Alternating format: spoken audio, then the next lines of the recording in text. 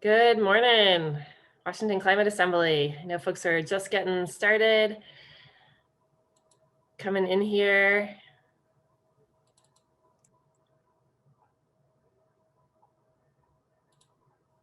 Let's see, I'm turning it into gallery view so I can see many of your faces. Good morning, everybody. Good to see you. Good morning. Good morning. Happy Saturday. Morning, everyone. Good morning. Good morning, everyone. Good morning. Good morning. Great.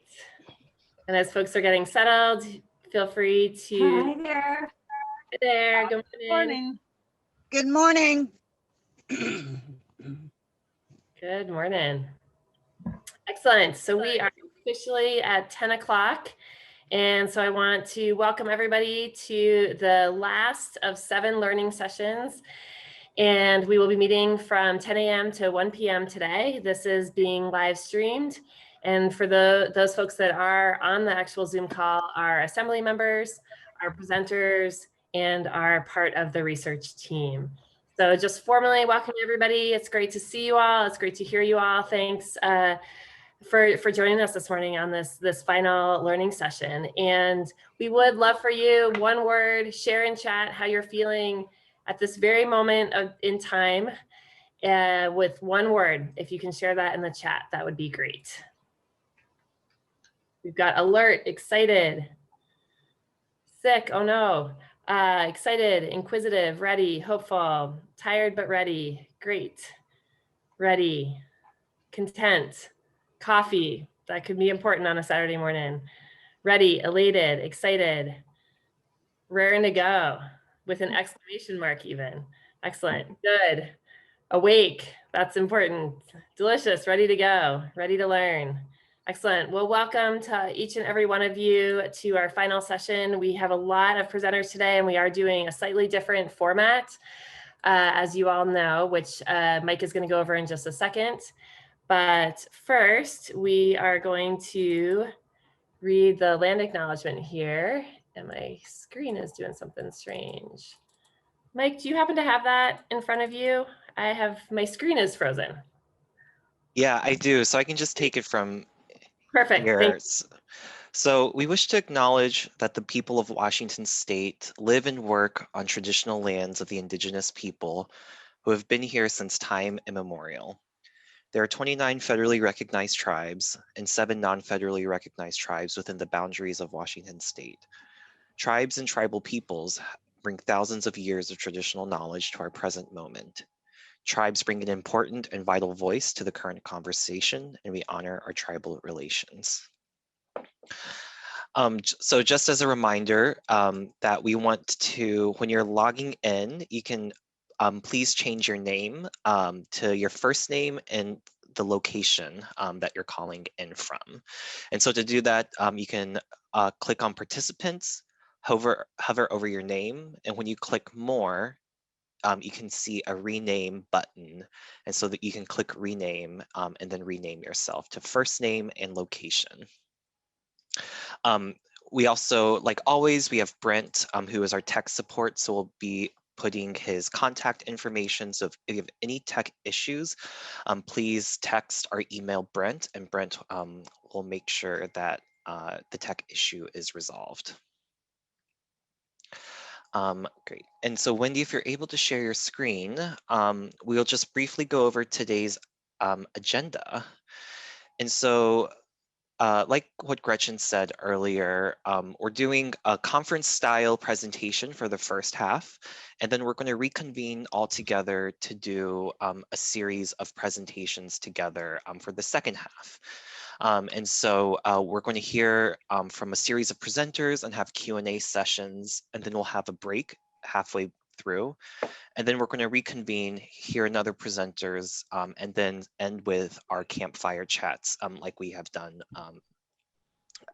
for the past several sessions.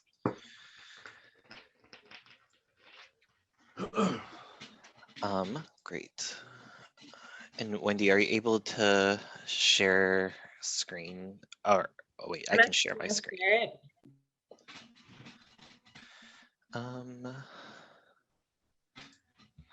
I can do it. Okay, great. Thanks, Derek. So one of the things that we've been doing, and we just want to make sure we keep on reminding folks of the what we heard from the previous learning session. And so, oh, Derek, I think can you share the presentation? Was that not the presentation? That isn't. Yeah, sorry about this. Since we have the breakout rooms, we have different roles that we're all playing this morning. So it's a little bit, a little less smooth. And some of us don't have screen share capabilities. I know mine was turned off, so I wasn't able to share my screen, Brent. I'm not sure if you can help us with that. Okay, I was looking at the Google Slides for session 7. Is that not the correct one? It isn't. Yeah, so I can share my screen, but it was disabled. Okay. Okay. All right. So we are good to go. Let's Okay. kick this off now. Thanks for your patience, everybody. Great. So if you can go to the next slide, Gretchen. Yes. So reminding ourselves what we heard from this past Tuesday evening's session. So we learned about the history of climate mitigation policies. So we heard from Lauren Breinart about past carbon fee initiatives, the 100% Clean Energy Act by 2045, energy efficiency standards, as well as the state task force to address environmental health disparities. We also learned about fossil fuels from Eric DePlace, what they are, what they're used for, and their importance, as well as why Washington's energy economy isn't important, especially as it relates to the reliance on fossil fuels. And Eric also talked about current and future work in terms of reducing carbon emissions related to fossil fuel infrastructure.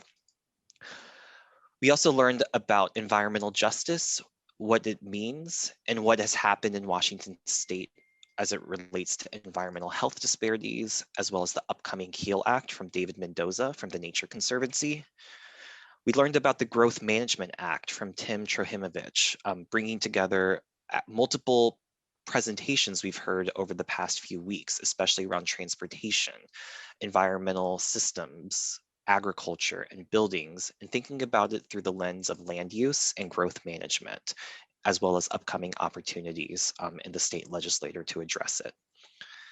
And finally, we heard from Dr. Vandana Astana about contextualizing Washington's climate action within the broader international context, such as the history of climate change policies on the international stage, and comparing international goals versus Washington state's goals and the progress that we've made as it compares to the international stage. So next slide, please. So again, we're in our last learning session. So this is really bringing it all together. So there's a lot of different presenters on a lot of different topics today. So next slide, please. So in the first half, we'll have 3 breakout rooms. So room number 1 is learning about climate action from tribal and local governments, ways they implement state policies, and opportunities for the state to support climate action across government scales. Room number 2 is learning about local perspectives, where we can continue to learn about the different issues across the state, as well as examples of climate activism. Room number 3 is we're going to be learning about opportunities within certain sectors, such as economic development, renewable energy, building and labor unions, and how they can support climate mitigation. And finally, when we reconvene in the full group, we'll learn about opportunities, both current and upcoming, for the state and state agencies to implement equitable climate mitigation solutions. We're also going to hear about some topics that Assembly members have requested as well. And then we're going to bring it all together, reminding ourselves of current state of Washington emissions, where we're headed, and tools that we can use as we head into the deliberative sessions.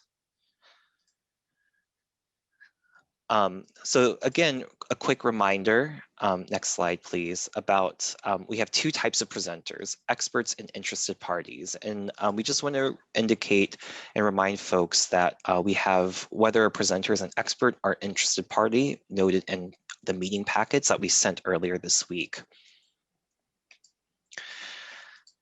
Finally, again, we said this at our last learning session, but just reminding the coordinating team's role is our job is to coordinate this assembly. We're the process people, so you can focus on the content and the recommendations and solutions. So we hold the container for deliberation, and we're serving as a neutral third-party facilitators. So if you have an experience that's different than this, please share that feedback in the survey that we're going to provide after the session directly with us or with the monitoring team. Great. Excellent. Thanks, Mike. Great. Yeah, and we can really quickly pivot here. We've got 2 slides, just a reminder of the climate assembly question, and we'll bring this forward and actually break this down during our first deliberative session to further define this, and then we'll be working to find strategies and solutions to this question. And then also a set of questions that you all have seen before, but as you're listening to all of the information that the various presenters are presenting to you, some questions to help guide, help process, help decipher and kind of make sense of all of the information that you're hearing. So, and with that, we did want to share, as Mike mentioned, we have these surveys and we put the survey links into the chat at the end of each session. We anonymously, so we don't know who said what, but we get all the responses back. Really appreciate the responses. We read through all of them. On Tuesday, after Tuesday night, we heard from 44 people. At every session, we hope to further increase the number of folks that we hear from. And just some of the feedback that we did hear, we wanted to share that with you. So we heard there was an appreciation for keeping the chat to questions to the presenters and also upvoting, and also appreciation for the reminders to assembly members to stick to that. It's easier for people to track what questions are being asked, and it's also easier for fellow assembly members to upvote what they're seeing. We also had some questions about what's next, what to expect from the deliberative sessions, and we have some information about that today, as well as a lot more information to come, obviously, on the first deliberative session. We had a couple of requests for a one-pager with the learning objectives from each of the learning sessions, and then sending some hard copies of that document. And so we are able to accommodate that. We've got that document ready for you all. And there actually is a question in the survey about that. So if you do want a hard copy, just indicate that and we'll get it in the mail to you. There was also a request for a speaker on nuclear. And so as a result of this request, we asked for Northwest Energy to come and speak on this topic. And there was also a request for a representative from the building industry and also a utility company perspective. And so those were both identified gaps, and those speakers are here today. As a quick reminder, we'll be putting a link to today's survey in the chat at the end of the meeting, and we'll also be sending it to you all via chat and text. So please take it. It really does help us serve you all better, which is our role. And with that, we will turn it over to Wendy for an orientation to the breakout rooms. We're all about to go into various different breakout rooms. So Wendy? Yeah, I'm about to sort you all into breakout rooms. I'll just click open all rooms and you'll be automatically sorted into your correct room. When you enter in the room, please remember to keep your mic muted. We presenters will be presenting, but you might automatically turn your mic on when you enter the breakout room. And we'll be taking our break in there as well and doing Q&As in our breakout rooms. And we'll return back here to the main room after the first half of the assembly for some more speakers. Okay. And I'm going to open all the rooms now.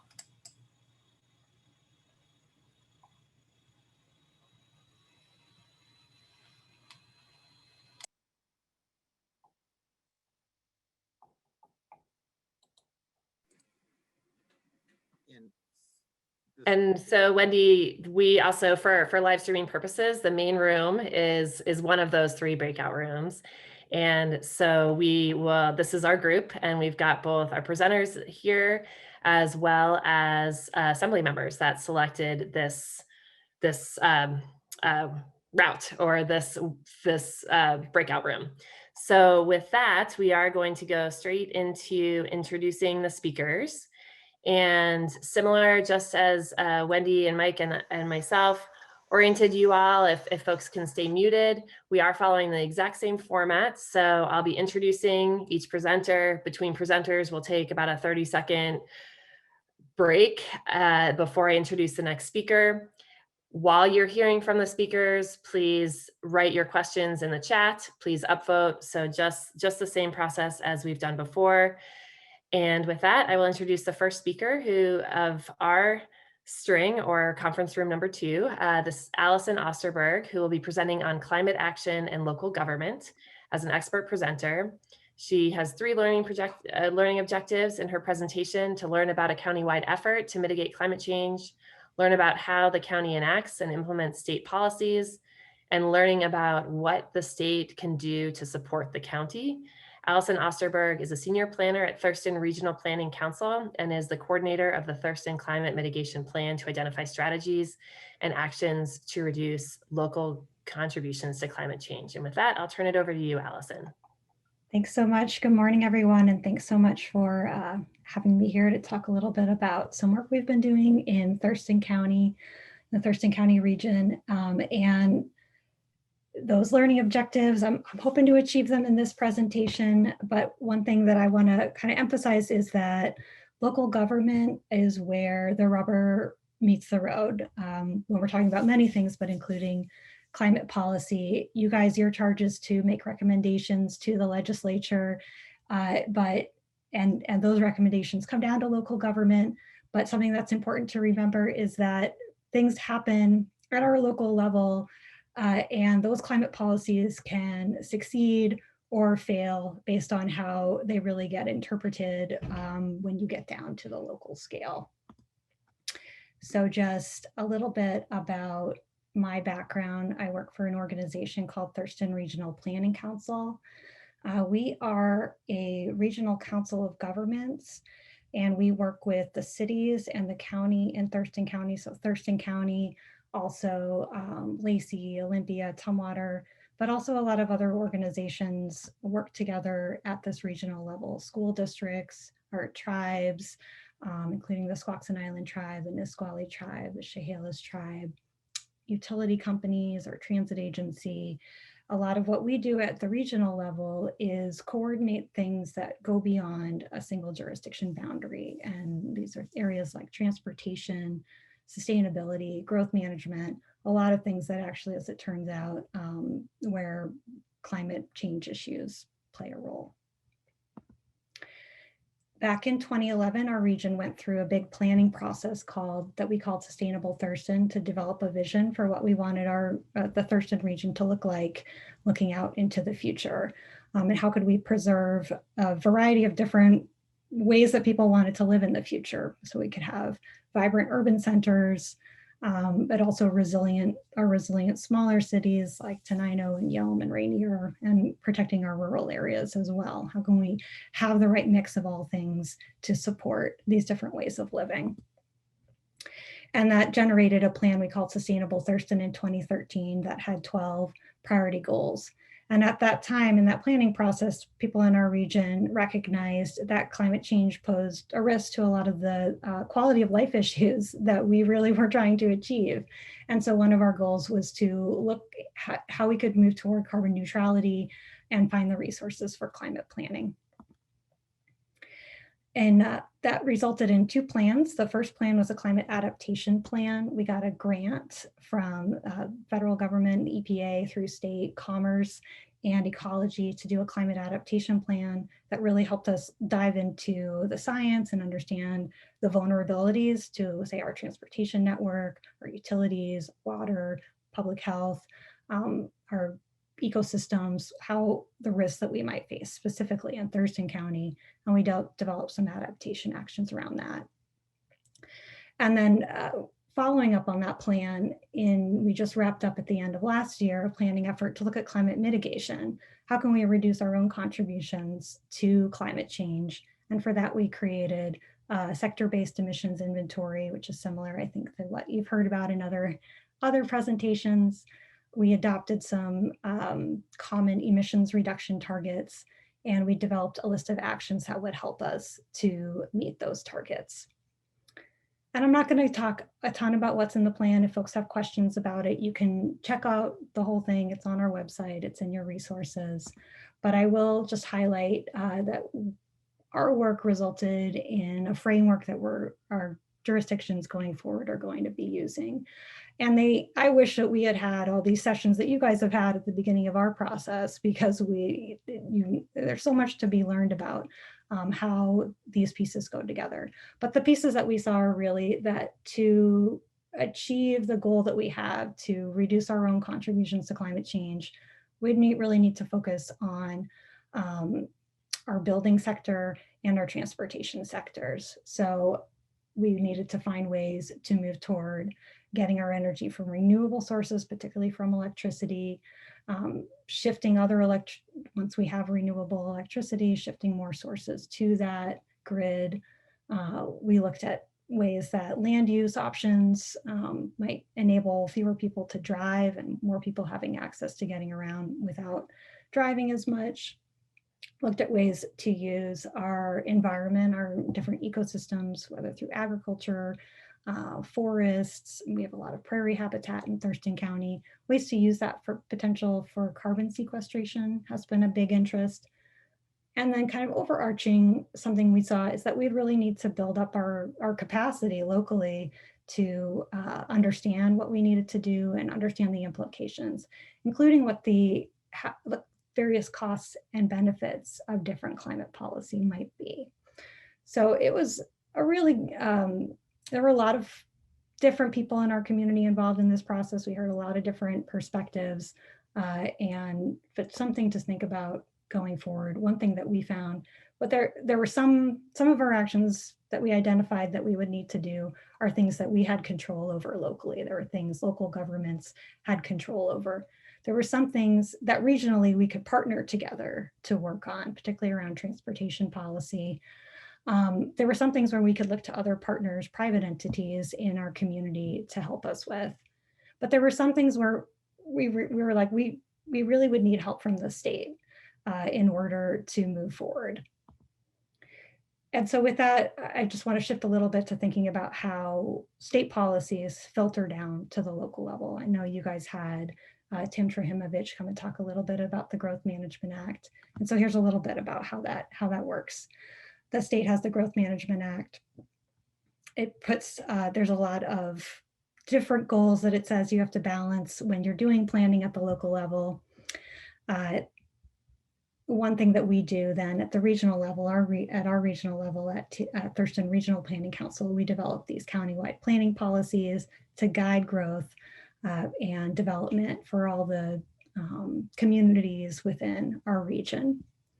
And then the cities and the county each develop individual comprehensive plans that say how they want to achieve their own vision, informed by these countywide planning policies and the Growth Management Act. And those ultimately get interpreted into specifics like development codes or different kinds of standards. So the Growth Management Act might say something like, keep rural areas rural, make your urban areas more dense. The countywide planning policies would say things like, we want, we want to see an increasing amount of urban density in our urban areas. The county comprehensive plans would say things like, these are where our urban areas are, and these are the types of uses we want to have in certain places. But the permitting level is where you're going to see things like, this is how many units can happen on this piece of land. This is how many feet it needs to be set back from the property line. This is on this type of road, you'll need to have a bike lane. All those specifics, how it actually plays out, how that new development and change looks, how programs occur, that's all down at this level. So a lot of the ideas that we have, like we need to have a just system, we need to have a just transition to climate, we might say that in the Growth Management Act, and we might say that in our countywide planning policies, and we may have a goal in our comprehensive plans. That language can happen at these levels. But at the permitting level is where or at that local level in programs and in standards, that's where that actually will come into play in a lot of cases. So just a picture for how that works. Oh, I guess some other things to think about, other things that at the state level we see that we saw a big impact for climate policies. Building and energy codes typically are set and provide a lot of standards at the state level. And at the regional level, we do a lot of work coordinating what our transportation policies are, and also kind of coordinating how funding for transportation improvements that come from the federal government, often through the state and sometimes through the state, how that gets distributed across our region. So there's different levels at where things will take effect. Okay. But pretty much any kind of climate policy that you can think of, at some point, it's going to come into a permit center. If you want to have new renewable energy infrastructure, new charging stations for electric vehicles, different types of development, someone at some point is going to have to come in and get a permit. And they're going to come into an office very similar to like this. And so something to keep in mind as you're making recommendations, I want you to remember Sandy. This is just a generic picture. I don't actually know what any of these people's names are.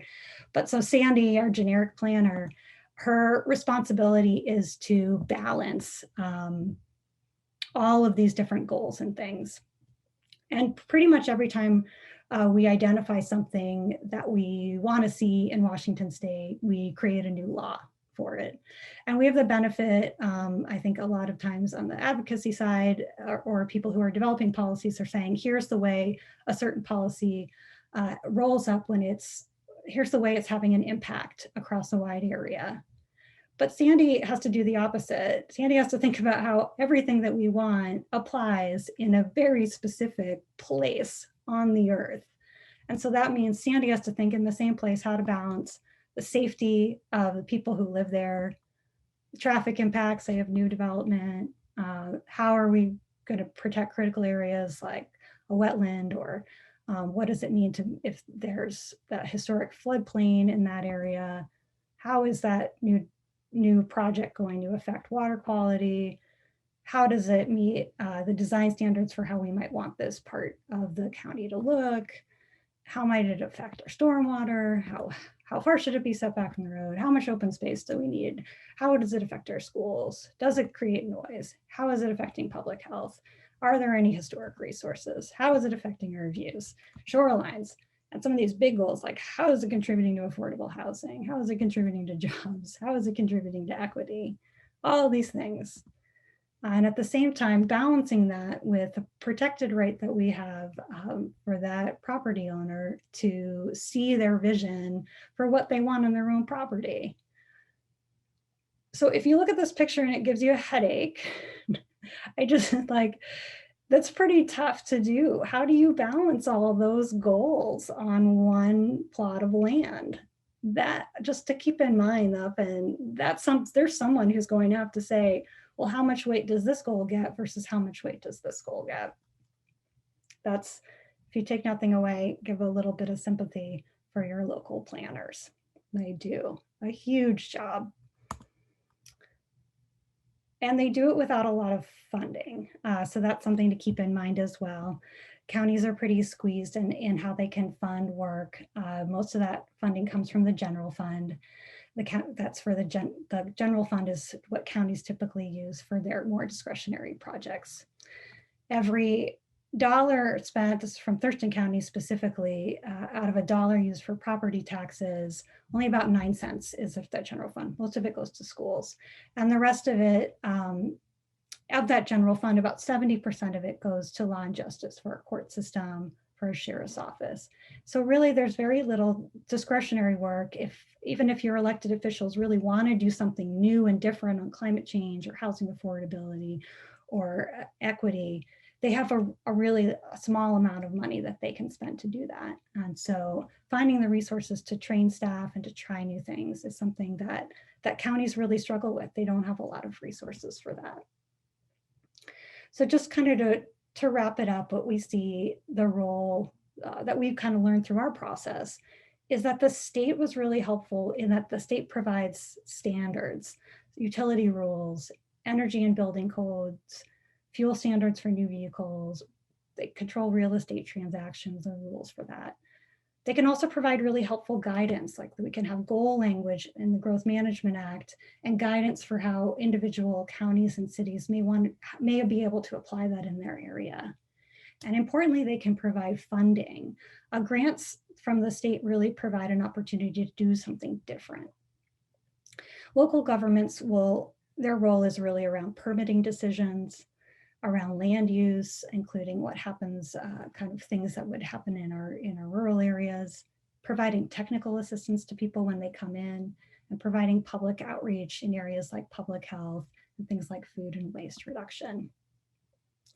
Our planning process was really successful because we had a combination of a lot of public interest, people who wanted to see climate action at our level. That translated into leadership from our elected officials who made a priority to do something about it and provided funding to develop that staff expertise. But we also were supported with the actions that the state has taken. And so key takeaways that I would say as you're moving into your deliberations at the local level, for us, things like growth management rules are great, but if they're not accompanied by funding, it's hard for counties and cities to find the resources to do that kind of planning. We appreciate having standards, but also counties and cities are really different sizes and have different resources. So some things will only work in some areas and some things will work better in others. And it's easier for us when new regulations are integrated into existing programs and policies rather than creating a new layer. And so that's it from me, and we'll look to take questions later. And you are exactly at time. Thank you for being so timely with your presentation. We are going to take a 30-second break between each of the presentations before I introduce our next speaker.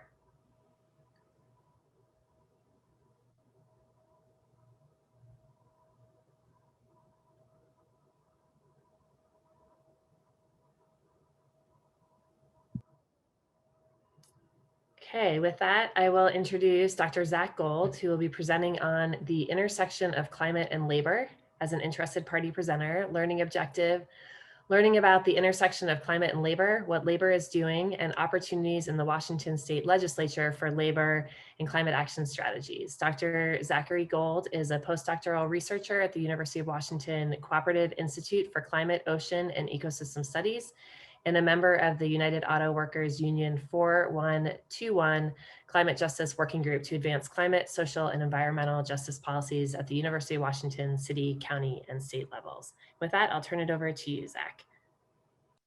Thanks, Gretchen. Hi, everyone. Thanks for the opportunity to present today. Yeah, and I want to give a really broad level overview of the intersection of climate policy and labor with a focus on a just transition and just really key critical things to think about when coming up with ideas for policy recommendations at the state level, and sort of building off one of those many little tiny circles that was in the previous presentation. And so, as many of you are aware, the climate impacts really cannot be understated. A lot of us personally, whether through the smoke or housing, felt the wildfires this summer, but spread of infectious diseases, sea level rise, ocean acidification, air quality, storm severity, and we could spend a whole course just talking about this. And the climate is impacting vulnerable frontline communities the hardest. And so these, indigenous communities that are, near shores, underrepresented minorities are being impacted. And so there's really no doubt that we have to act on climate change at this point. And the transition away from fossil fuels and the transition towards tackling climate change, the transition is inevitable, but justice is not. And so how we actually go about this transition is going to be really critical to really how we shape our society in the future. And it's really important that we recognize that transitions are incredibly disruptive. And previous transitions on a large scale economic have transformed America. And there are cities and towns across this country that have long and deep histories of how economic transitions have really completely changed those communities.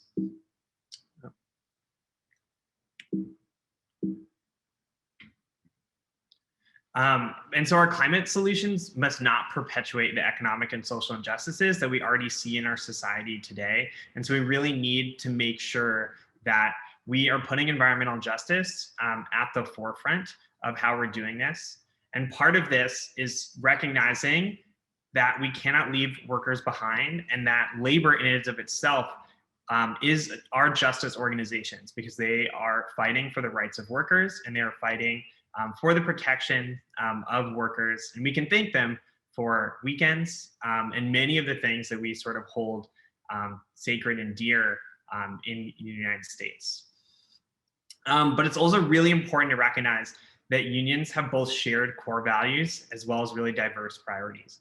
And so at the core, really all unions are united about how we protect workers, how we ensure that workers have safe working conditions, that they have thriving and livable wages, that people have access to healthcare and to good benefits. But not all unions are the same. And yeah, just sort of building out that our thriving economies, and dignified work with strong labor protections, these are really the core essential values.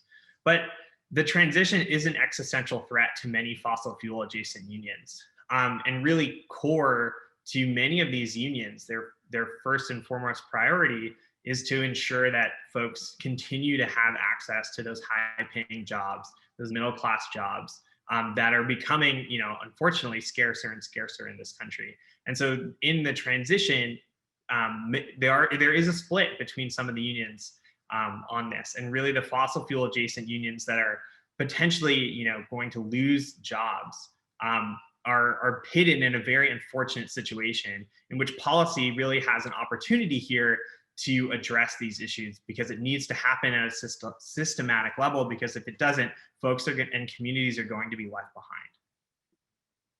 And so with that, job training alone really will not address this existential threat. We can't expect someone who is 4 years away from retirement to transition to, a completely different job if they spent their whole career and seniority, being a manager of constructing fossil fuel equipment.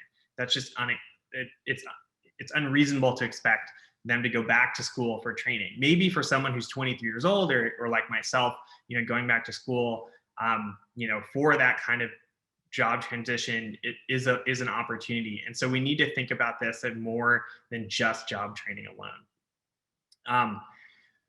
But interestingly, and from the union and the perspective of the union that I'm in at the University of Washington, which represents postdocs, we are researchers. Many of us are climate change researchers. Many of us are researching how climate change is impacting different communities, or we are part of communities that are experiencing climate change firsthand, because we have an international workforce.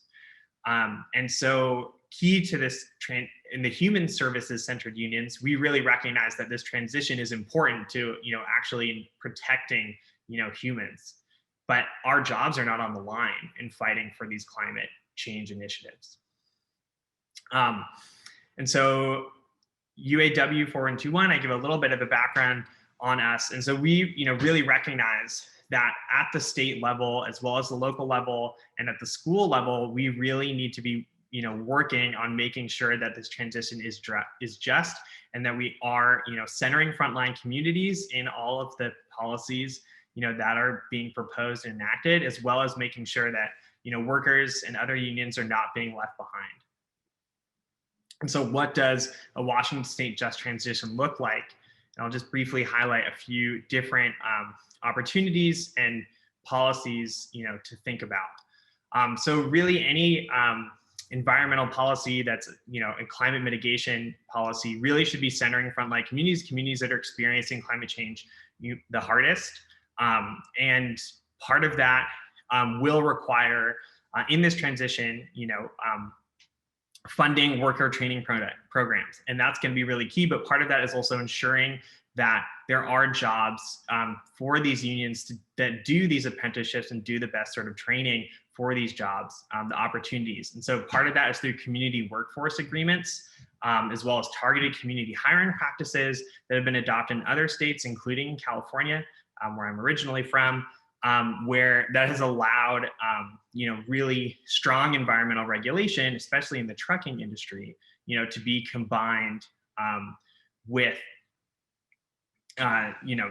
protections for labor. But part of that, in that example that I gave that's really important, is we can't put the economic brunt on the workers themselves. We can't be asking workers to make these sacrifices for the greater good without providing them alternatives and the continued ability to provide for their families and support their communities. And as well, we need to make sure that any large-scale climate mitigation strategy recognizes that there are communities that have been impacted by environmental racism in the state, and we need forms of reparations and targeted policies to ensure that these communities are getting help and protections from public health. And also, we're gonna need to make sure that we have clean and just transportation, and part of that is to buy clean and buy fair initiatives and policies of the like to ensure that good union jobs are being provided with good labor standards to build the infrastructure that is needed to make these climate resilient investments and to make climate friendly affordable housing. And so with that, I thank you everyone for your time. I'm happy to take questions in the future. And so we are going to pause between presenters for about 30 seconds, and then we've got our last set of presenters for this breakout room before we formally go into question and answer. And we've got a few questions in the chat, and we'll answer those in just a moment.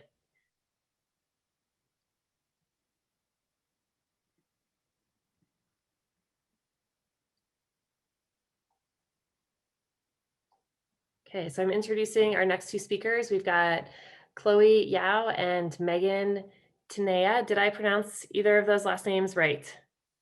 I'm Megan Tinney, but yes. Megan Tinney and I'm Chloe Yo. Just Yo is fine. Chloe Yo. Okay, excellent. Thank you for correcting me. So Chloe Yo and Megan Tinney are presenting on the Youth Movement for Climate Action as interested party presenters. The learning objective here to learn about the youth movement for climate action and their priorities for the Washington State Legislature. Chloe is an organizer with Sunrise Seattle, a youth-led climate justice organization where she supports and coaches middle and high school students in starting Sunrise hubs. And Megan is a junior at Nathan Hale and is an organizer with Sunrise Seattle, a member of the Mayor's Youth Climate Council and president of her school's Climate Justice Club. And with that, I will turn it over to you both. Awesome. Thank you so much for doing those intros, Gretchen. And we're really excited to be here this morning and kind of just be in the presence of all this knowledge and energy. It's really great to be in this space with y'all. Since Gretchen did our intros for us, I'm just going to dive right in. If y'all can see my screen share. Perfect. All right. So good morning, y'all. As mentioned in our intros, Megan and I are people in the climate organizing space. And as kind of youth activists, we are seeing young people step up and get politically involved in ways that we've really never seen before in our lifetimes, especially in the midst of a pandemic, racial justice uprising, climate catastrophe, etc. We are being forced to reckon with all these crises simultaneously.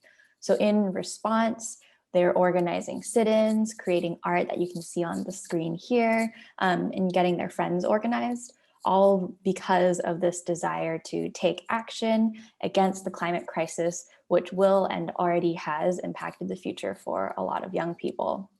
So to that end, we are seeing groups like the Sunrise Movement mobilizing youth to really rise to the occasion right now. So what is Sunrise, you may ask? Sunrise is a movement to stop climate change and create millions of good jobs in the process. The reverse of that is also true. We are a movement to create millions of good jobs and stop climate change in the process. To do this, we are building a movement of young people, and young people is defined by anyone under the age of 35 or so, to build people power, build political power, and change our political common sense.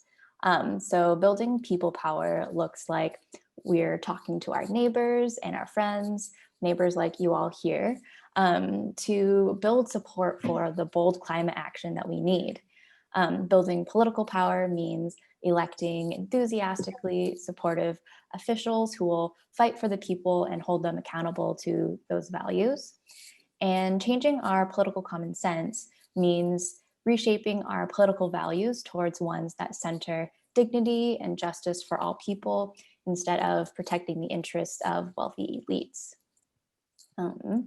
So one of the things that Sunrise has really rallied behind and is most known for is this sit-in that you see here in Nancy Pelosi's office in November 2018. This happened and Sunrise called on her to support the Green New Deal. So what is the Green New Deal exactly? This might have been brought up in the assembly before, but if case not, we'll go over a quick overview. So in brief, oh, I couldn't tell if my mic was echoing. Is someone else unmuted? Oh, well, okay. In brief, the Green New Deal was introduced by Representative Alexandria Ocasio-Cortez and Senator Ed Markey as a joint resolution in 2019. A joint resolution basically just means it's a set of goals and overarching principles and values right now. It is not a comprehensive policy. In its essence, the Green New Deal is a 10-year plan to achieve 100% clean, safe, and renewable energy by 2030.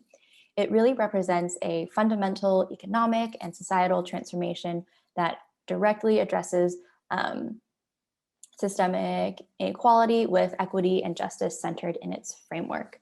So youth and young people right now, especially in Sunrise, are excited about the Green New Deal because it's the only policy that we're seeing thus far on a national federal level that will do what the science says is necessary to reduce our emissions and address the climate crisis with the urgency that we need.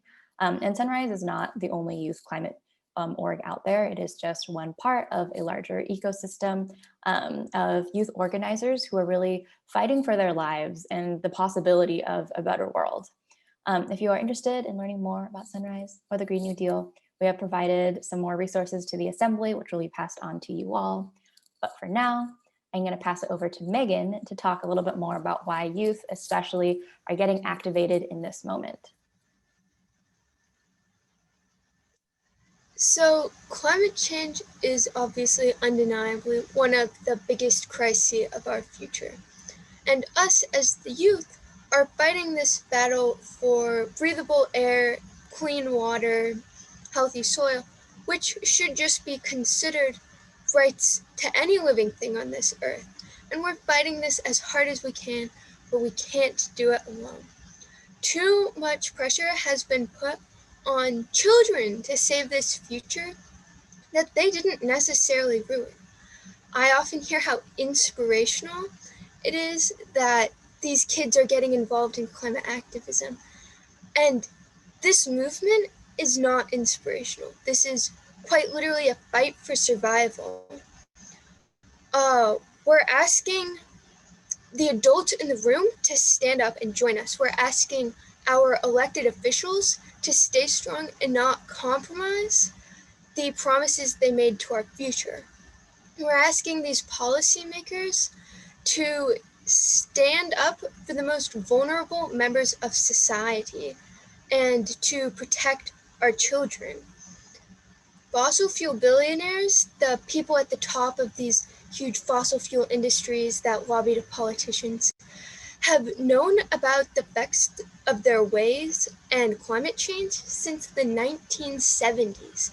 So for 50 years, they've had this opportunity to stop what they're doing, to save the planet, and they've done nothing. They just continue to put monetary profit over human lives consistently. And these are the richest people in America. So we're asking for policy change to hold these criminals accountable for stopping and undoing the effects of climate change that they so willingly ignored. Because this isn't the everyday person's fault. This is decades of arrogance by the richest people in the country and in the world that have bought the right to destroy the earth. So please don't just support the youth, come and join them in this movement. Be the adults in the room that hold these policymakers accountable and help us protect our future. We can't speak for all youth in Washington to see what they want out of this legislative session. But I know for me, and I know for a lot of my constituents that are aware of this climate situation, that we need policy that will defend the right to a livable future and for all, and hold these fossil fuel billionaires accountable for their actions. Alanis Obamsawin, a Canadian filmmaker, said, "When the last tree has been cut, the last fish caught, and the last river polluted, when to breathe the air is sickening, you will realize too late that wealth is not in bank accounts and you cannot eat money." Thank you. And with that, we will move right into a panel Q&A. So we'll have each of our presenters up on the screen in just a moment. And we've got a few questions. Assembly members, if additional questions are coming to you, we should have time to address them as well before we move into our break. So the first question is for Zach. This is from Steve from Bellevue. What's the alternative to training to transition workers near retirement? Fund early retirement, ? Yeah, that's a great question, Steve. And you hit it. So fund early retirement. You can also have other mechanisms to guarantee pay to workers, and you can also potentially guarantee pay and allow them to transition to jobs that potentially wouldn't otherwise require, skills to be able to do, but they continue to receive all the benefits and pay that they, had as their old union job. Next question is also for you, Zach. How will unions participate in transition as a whole? Also, what percentage of unions are actually supporting environmental change? Yeah, another really great question. It's hard to say what percentage, because it's really region dependent. So like within the city of Seattle, the vast majority of union members who are in human-centered services, it's probably 80 to 90% are going to be on the front lines of advocating. Their unions are advocating for this transition.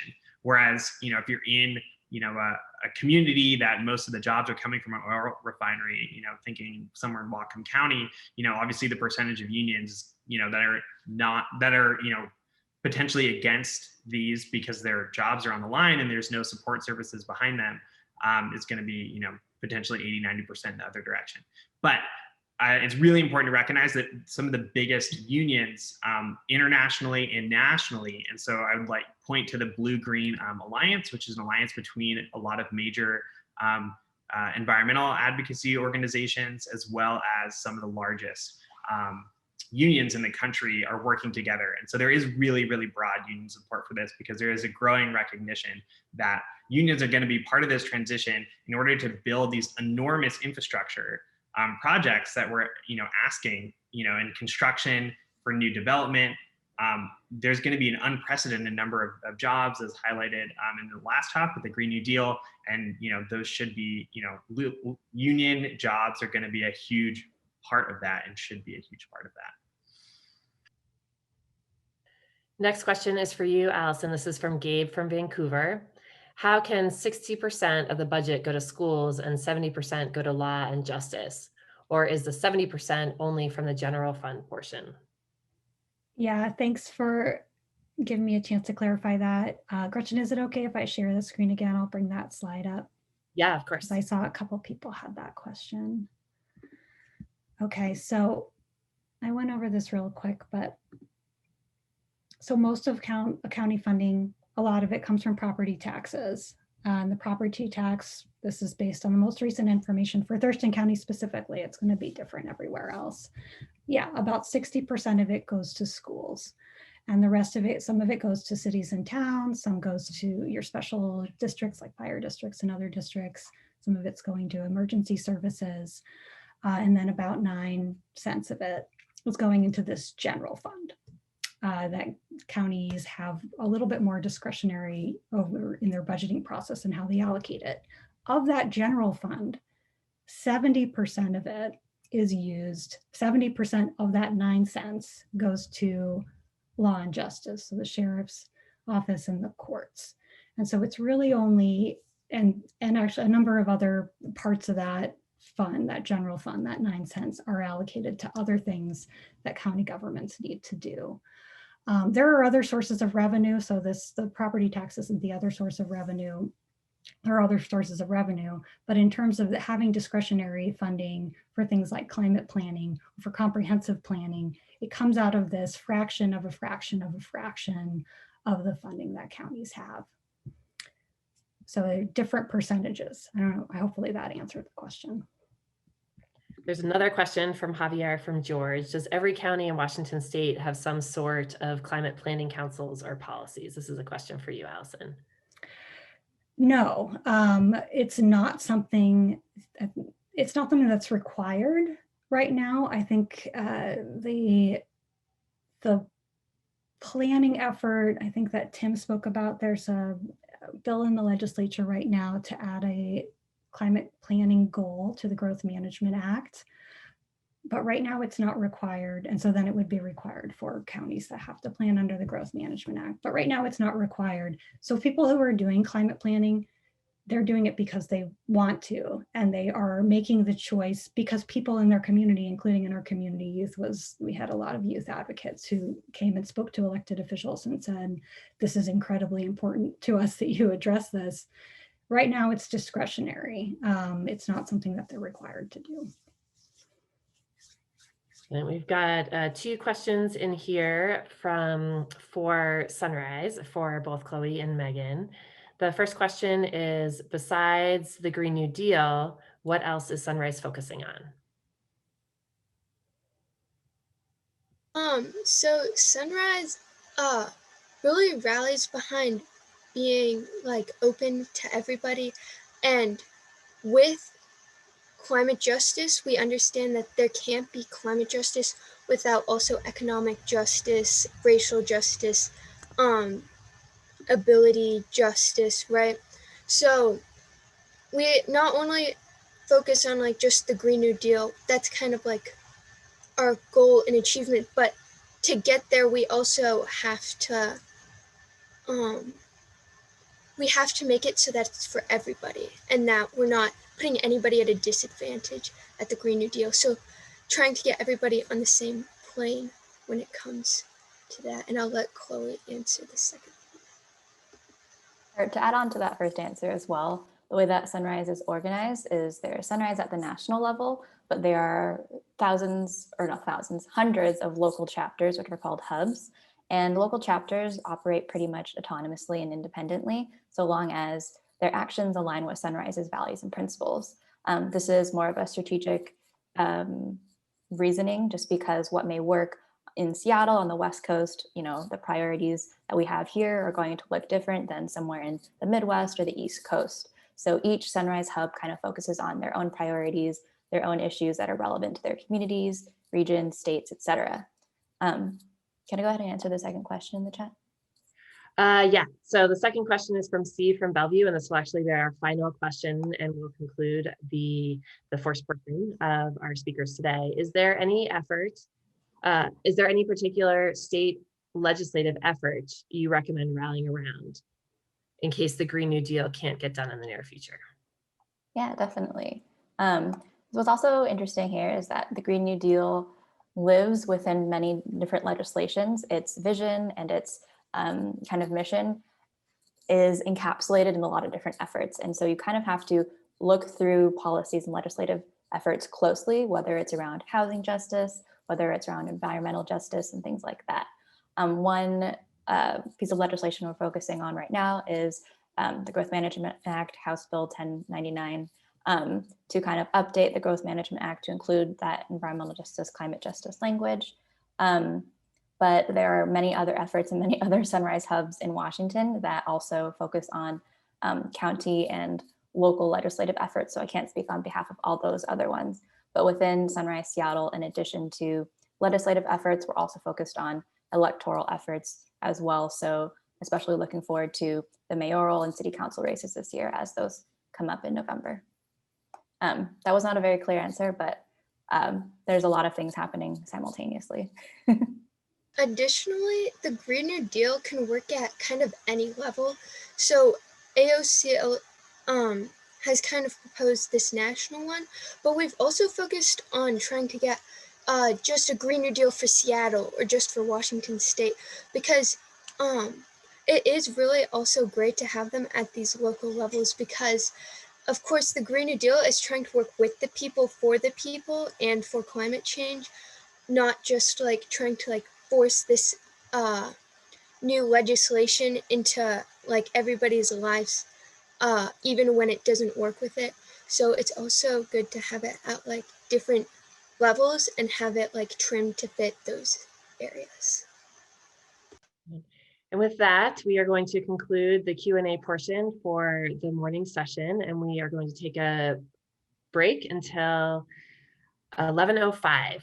So 11:05 we'll be reconvening. For assembly members, feel free to stand up, grab coffee, grab water, do your favorite stretch, and we will reconvene at 11:05. Welcome back, everybody. And we are going to roll right into our next set of presenters. I'm going to introduce our first presenter, and then this is our normal format. So now we're back all in one room, and I'll be pausing between each presenter, and we will be monitoring the chat and answering as many questions as we can get to during the Q&A at the end. So with that, our first speaker is Jason Herbert, who will be presenting from Northwest Energy. And he is an expert presenter who will be presenting on nuclear energy and climate mitigation. Learning objective here is to learn about nuclear energy and its pros and cons. Jason is the Director of Government Affairs and Member Relations at Energy Northwest. And with that, I will turn it over to you, Jason. Thanks. Thank you for having me. Let me share my screen. Great. So appreciate the opportunity to be here today. I'm going to talk a little bit about nuclear energy's role in addressing climate change, and just some of the new developments happening in the Pacific Northwest and Washington State around advanced nuclear energy technologies.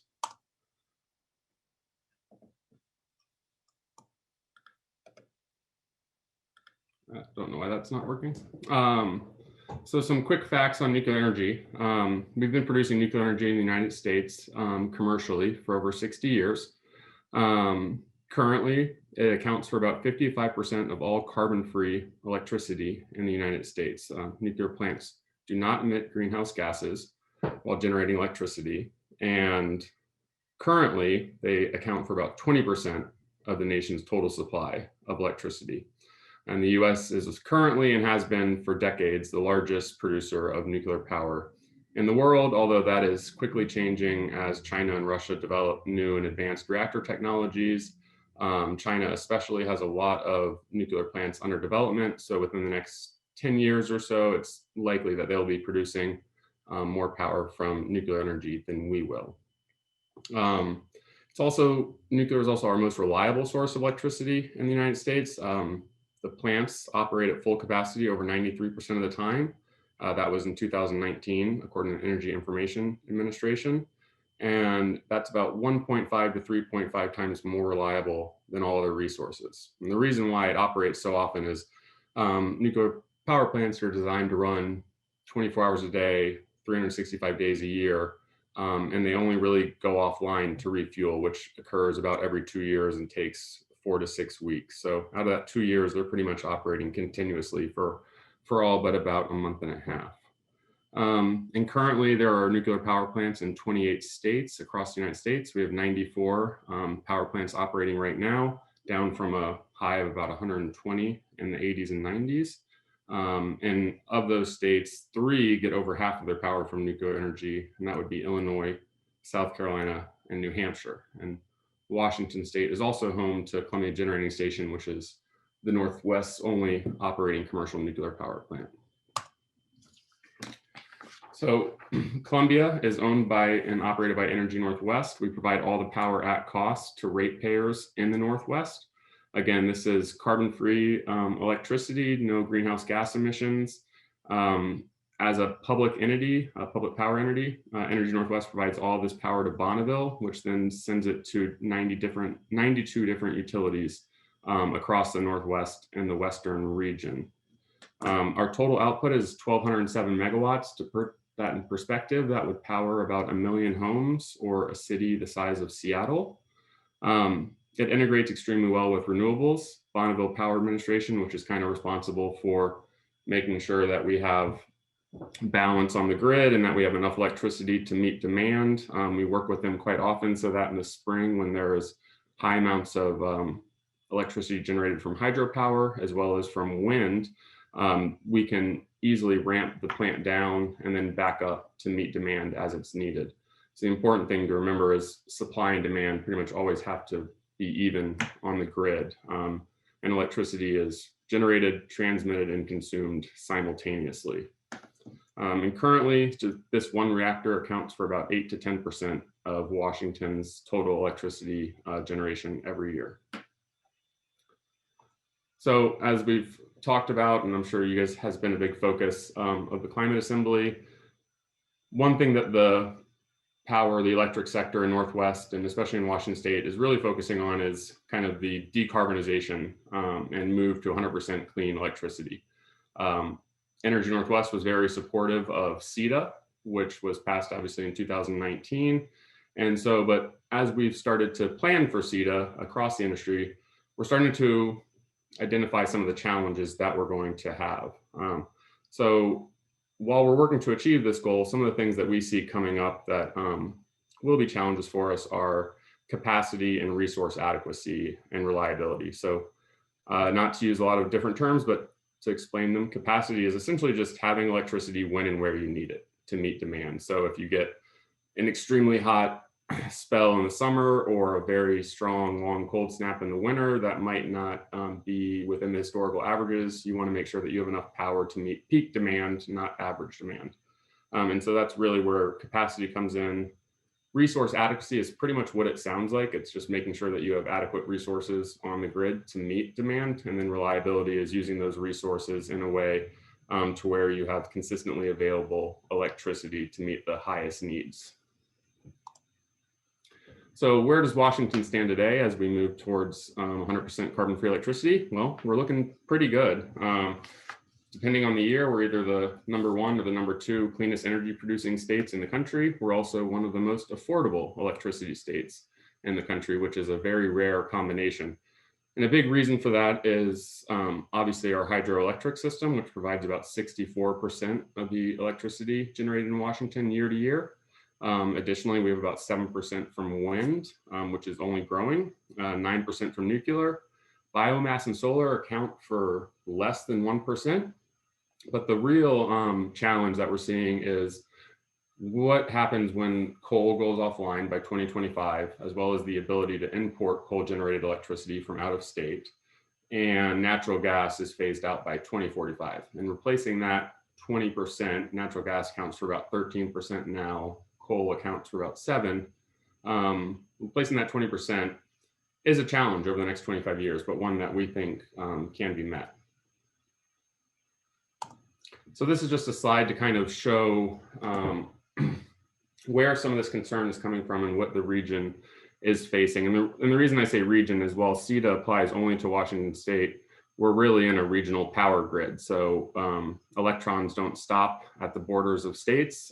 So we really have to plan for this as a region. So we can do something in Washington, but we have to recognize that we can't necessarily control what Oregon or Idaho do. And they also are part of our regional transmission system.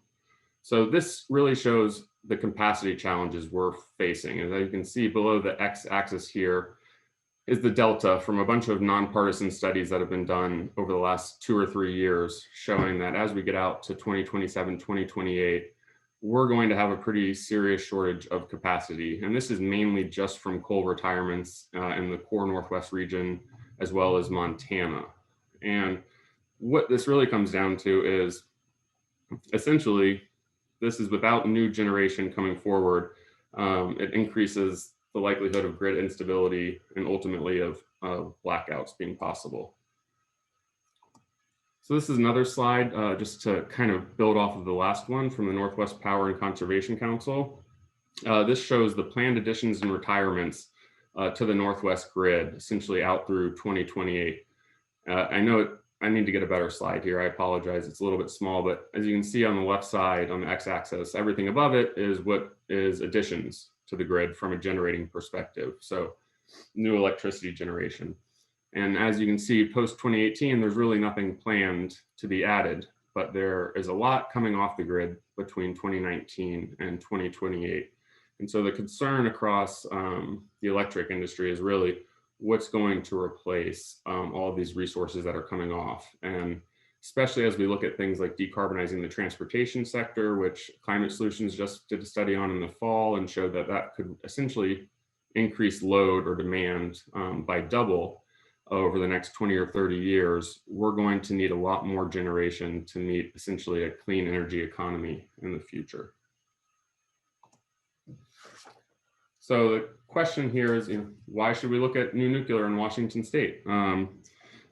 As we try to address these challenges, nuclear can fill in many of the needs that we'll have going forward over the next 25 years. And we were also very happy to see that nuclear was included in CETA as an eligible resource under the non-emitting resource definition. So after CETA was passed, Energy Northwest really wanted to get a good idea of, okay, what do the next 25 years look like and how do we achieve 100% carbon-free electricity in 2045? So we reached out to E3, who's done a lot work with a lot of utilities in the Northwest, as well as other groups like Climate Solutions, to do modelings on future scenarios and options in the electric sector. It's quite a long study. It's available on the Energy Northwest website. There's an executive summary as well, if anyone wants to go look at it, but I'll quickly touch on one main point since I know I'm limited on time. So they looked at 4 scenarios for how do we get to 100% carbon-free electricity in 2045. The first scenario on the left was, how would you do it with just renewables, wind and solar, and storage? And what they found was, this is all new generation that would have to be built between now and 2045, is you'd have to build about 117 gigawatts of new generation over those next 25 years. And from wind and solar, you would have to build about 5 times as much as you need, just because you would hopefully have wind and solar sited in enough geographically diverse locations that while it might not be enough wind in one area to generate electricity, other areas would, so that you'd be able to maintain a reliable grid and not face a chance of blackouts. The second scenario from the left was Columbia Generating Station, which I talked about earlier. Our current license expires in 2043. We can do a 20-year license extension through 2063. We think going offline in 2043 would be a pretty bad time to lose 1,200 megawatts of carbon-free electricity. And so this study, or this column here, looked at what does that do when you include Columbia Generating Station in 2063. So it offsets some of the need to overbuild wind and solar and storage to the extent that you would in the first scenario. The third scenario looked at including advanced nuclear and small modular reactors using essentially information and financial data from the National Renewable Energies Laboratory. So these are just kind of broad numbers. And under that scenario, it found that you would build a good amount of advanced nuclear and SMRs, as well as renewables and storage to meet that goal. And then the fourth scenario is ultimately the one that was chosen, and that looked at using NuScale small modular reactor technology, which is based out of Corvallis, Oregon. And the reason they use NuScale is they're really the furthest along. They've already received design approval and safety approval from the Nuclear Regulatory Commission. And so they had essentially the financials available to really model it. And under this scenario, what was really found was you would relicense Columbia Generating Station, keep those 1.2 gigawatts on, build 5.3 gigawatts of small modular reactors or advanced nuclear reactors, and then build about 25 megawatts of solar and storage as well. So you'd still be building a considerable amount of solar and storage under this scenario, but you'd be balancing it with Columbia Generating Station and new nuclear. So ultimately, what we found, and this study found, is that the optimal resource mix is an integrated energy system. And what I mean by this is a system that's using all clean and renewable resources together in a way that complement one another rather than compete. So these are the main resources that you would use under CETA. You would keep the everything that's existing, including the hydro system, and then add new renewable storage and nuclear energy as well to maintain reliability. And this achieves this at the most affordable cost. So what does the future of nuclear energy look like? There are several things: advanced reactors, small modular reactors, and micro reactors. Advanced and small modular reactors are pretty similar. They're in the couple 100 megawatt range, which is much smaller than what we have in existing reactors like Columbia Generating Station. They're much more flexible. They can work with renewables in a way that the existing plants can't do quite as efficiently, meaning that they can ramp up and down very quickly to match load and essentially work with renewables in tandem to make sure that there's reliability on the grid. Micro reactors are a little bit smaller. They're in the 1 to 20 megawatt range, and those would be used for purposes of powering remote communities or industrial applications that are geographically remote. So we see that there's a lot of exciting possibilities for advanced reactors. They represent the cutting edge in nuclear technology. They're inherently safer by design with a much smaller footprint than traditional plants. They're being designed more quickly to adjust their electricity output to match demand, which will help stabilize the grid. And they'll come in a wide range of sizes. And this will allow people to tailor their electricity generation to their energy needs. And this is particularly important for smaller communities, rural electric cooperatives, and municipal agencies, as well as kind of what I've talked about with the more geographically isolated and diverse communities as well. They're also creating simpler designs, which really incorporate factory construction so that you're using modular construction and able to build these off-site and then transport the parts to site, which will save lots of time and money, ultimately lowering the operating costs and construction costs to be more competitive with other forms of energy generation. And then advanced reactors are also designed to be hybrid systems that not only produce electricity for the grid, but can also produce things like desalination plants for clean drinking water, hydrogen or heat to decarbonize the industrial or transportation sectors as well. So they're really providing a lot of benefits just besides electricity generation. And Jason, we're at time, so concluding thought? Just saying that there are a lot of exciting developments. One company that's backed by Bill Gates, Terra Power here, and another one, X Energy out of Maryland, both won applications for a 50-50 funding award with the Department of Energy this year to develop 2 of the first of a kind advanced nuclear reactors in the US, and both are interested in Washington State and the Northwest as a place to build those reactors and be part of the solution to meeting CETA's 100% clean energy goals. So I will leave it there. All right, we are going to take a 30-second break between presenters, and we've got a lot of questions for you, Jason, in the chat, but we are following we'll have a Q&A panel at the end, and we'll be bringing those questions forward based on upvoting.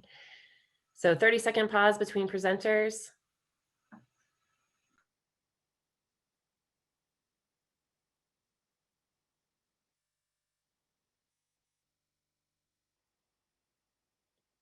Okay, with that, I will introduce our next speaker, Marnie Boardman from Statewide Health Disparities and Climate Change.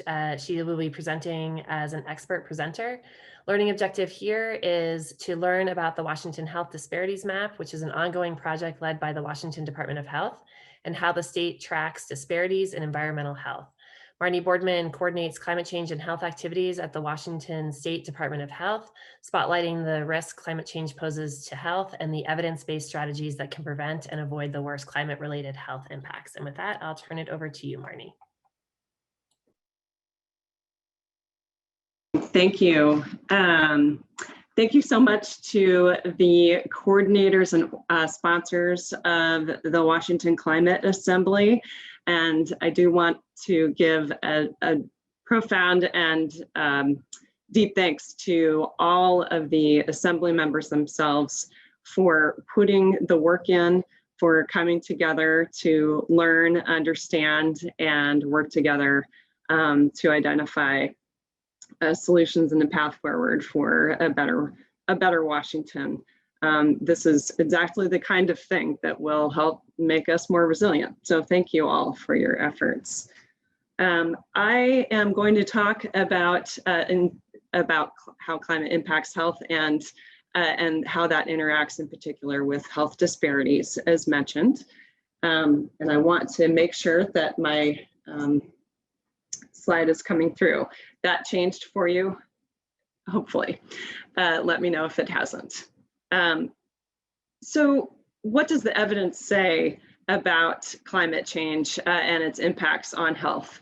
The United States Global Change and Research Program has two comprehensive documents I do want to point people to, because they provide a wealth of science review and evidence and careful work to understand the numerous ways in which climate change will alter health in the United States and here in Washington. But some salient big picture messages come across from that, and they are simply that climate change will increase the frequency, severity, and duration of weather-related hazards in ways that will amplify health problems we already are trying to deal with as a society and here in Washington, and also introduce new ones. Everybody is vulnerable to the health risks of climate change, but some people are disproportionately vulnerable. But the good news is that adaptation and greenhouse gas emission reduction can help us avoid harms from climate change. And many of those actions can actually benefit health in the near term. There we go. So weather and climate related factors have always influenced human health. We've gotten pretty good at managing many of those risks over time, and that ranges from high heat days and vectors like ticks and mosquitoes in our environment, and providing systems that protect our water quality and water supply. Climate change will, the change piece of it is what matters here. It will affect health by altering exposures to weather and climate related hazards, by changing the locations, the timing, the frequency, and the severity of those kinds of risks. For example, climate change will increase the length of our wildfire season, as we are all familiar with. More exposure to poor air quality could increase our health burden over time from wildfire smoke. And some of those health effects are fairly mild, but some are very serious, aggravating existing lung and heart conditions. Certain populations are at greater risk during those events. Folks with underlying health conditions like cardiovascular disease or asthma, as well as the old and the very young who still have developing respiratory systems. Climate change threatens the water we drink by a number of mechanisms, but for example, runoff from intense rainfall events can contaminate our source water and introduce pathogens, or also our infrastructure, our drinking water infrastructure itself can be damaged in these events. Events like drought can also disrupt service. And while we have a pretty robust drinking water system, oh dear, start my video. Is that working better, Wendy? Yes. Okay. Did you lose me the whole time or just now? You're okay. Okay. Drought can also disrupt that service, and that puts a particular burden on folks when they have to buy more water. A low-income household, for example, might have, or someone who's socially isolated with limited mobility might have trouble getting access to clean water during an event where there's a boil advisory or a disruption to drinking water service. Climate change threatens the food we eat. The pathogen, some of the changes in our environment will change the way in which and could become more favorable to some pathogens in food. We have a lot of important, so weather will also impact some of the very important agricultural and aquaculture products that come out of the state, which will not only affect, directly our ability to enjoy those products and the health of those products, but also upstream changes people's ability to earn a living from those in those sectors, which in the long run has a potential effect on their health. Climate change threatens the places we live.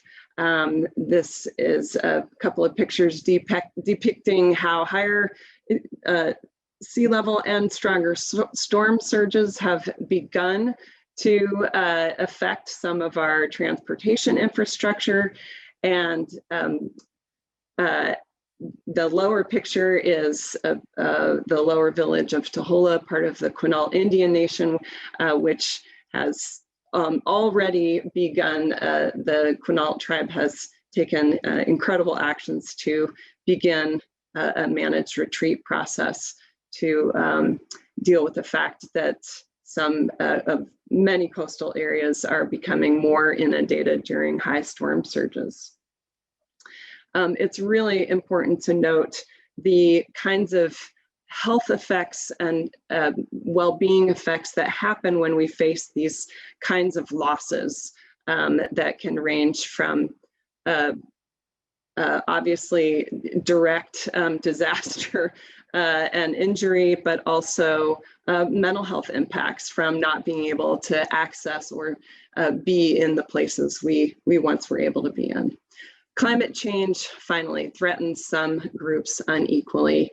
Across all of these exposures in different ways that climate-related hazards and weather-related hazards impact different kinds of geographies across the state. And we nevertheless see again and again, certain people are impacted more frequently and more often and emerge to the top. People with lower income, the elderly, children, pregnant women, indigenous communities, some immigrant groups with limited English proficiency, some communities of color, occupational groups, especially those like outdoor laborers, and people with pre-existing physical and mental illness. So this is some of the ways in which climate change will exacerbate our current health disparities. So again, this slide, I think I will skip over it. I just want to emphasize those, while it is complex, all these pathways of risk are complex. The take home is to understand and look at the different ways that climate change affects exposure and interacts with population factors. And that's what I want to focus on next. This is just a simple schematic to break that idea down. Anytime you have a weather or sort of climate sensitive hazard, it operates through exposure, the degree, whether someone or not experiences that hazard, sensitivity, referring to an underlying condition that would make a person, for example, a child or older person, more sensitive to that event, and adaptive capacity, which is the idea that someone can make choices to prepare for that event and avoid it, or does not have the capacity to avoid that exposure. And all of those interact to increase or decrease vulnerability to a particular hazard. Just as an example, and I really want to illustrate here the difference between looking at this at an individual level and a sort of group or population or community level. So one example here is, like, let's say we have a high heat event And an exposure at an individual level could vary by that person's occupation. A person who's an outdoor laborer is going to be in a high heat event, you know, for longer. That could increase risk compared to someone who works inside in a sort of climate controlled environment. Sensitivity is the idea that during that high heat event, a person who is more sensitive to high heat, like an older person, would be more vulnerable in a shorter period of time than someone who's a healthy, robust 35-year-old. Adaptation at that individual level, again, is whether or not a person has the capacity to prepare for a high heat event by, let's say, installing a heat pump or other kinds of air cooling measures in their environment. And all of those, again, interact to influence that person's risk of having any health consequences from the heat event or impact the severity of their experience of that heat event. At the population level, I'm going to take wildfire smoke event as an example of how to think about this as at the population or community level, which is a little more abstract. But this is two wildfire smoke events, one from 2017, one from 2020. And people may remember one or both of these. But in both cases, we can see here the geographic difference in which populations were exposed during these events. Sensitivity is a little harder to wrap your head around, my head around anyway, thinking about how sensitivity operates at a population level. But as an example, we can think about where sensitive populations like the very old or the very young or people with underlying health conditions might be concentrated, for example, in schools or at an adult home or in long-term care facilities or assisted living communities. Adaptation at a group or population level and the kinds of things that a community may or may not be able to resort to has to do with, is a community able to take action to improve the energy efficiency and indoor air quality at their school? Or has the community been able to come together, organize, and develop a system for, in the short term, canceling events during a wildfire smoke event? So again, all of those exposures and sensitive populations and adaptive capacity of a population interact to influence the vulnerability of a community. And this picture just depicts what that means and how we might think about vulnerable populations in our own communities across the state. And some of the actions that can be taken to ensure that those vulnerable populations are protected during climate and weather related hazards. And Marnie, we're at time, so okay. You bet. The concluding thoughts include, as the panel thinks about protection, trying to think both in terms of individual level actions and community level actions, as well as thinking about actions that benefit health in the near term, while also protecting against hazards and reducing greenhouse gas emissions. So thank you so much for the opportunity to do that. We can get started by looking at maps and getting to know our communities. Thank you so much.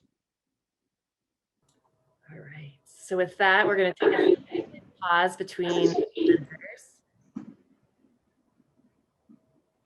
And then I will introduce our next speaker.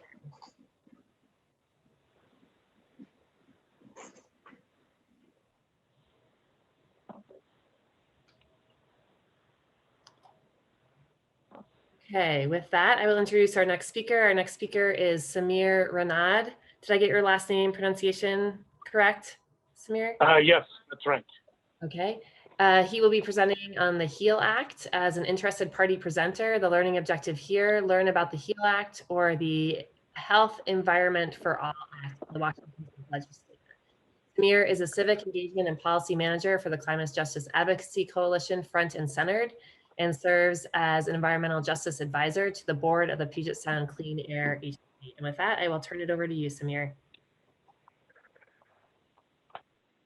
Great, thank you. And thank you, Climate Assembly, for hosting this, and thanks everyone for participating. I'm really glad to have that chance to present. Let me just fix one thing here.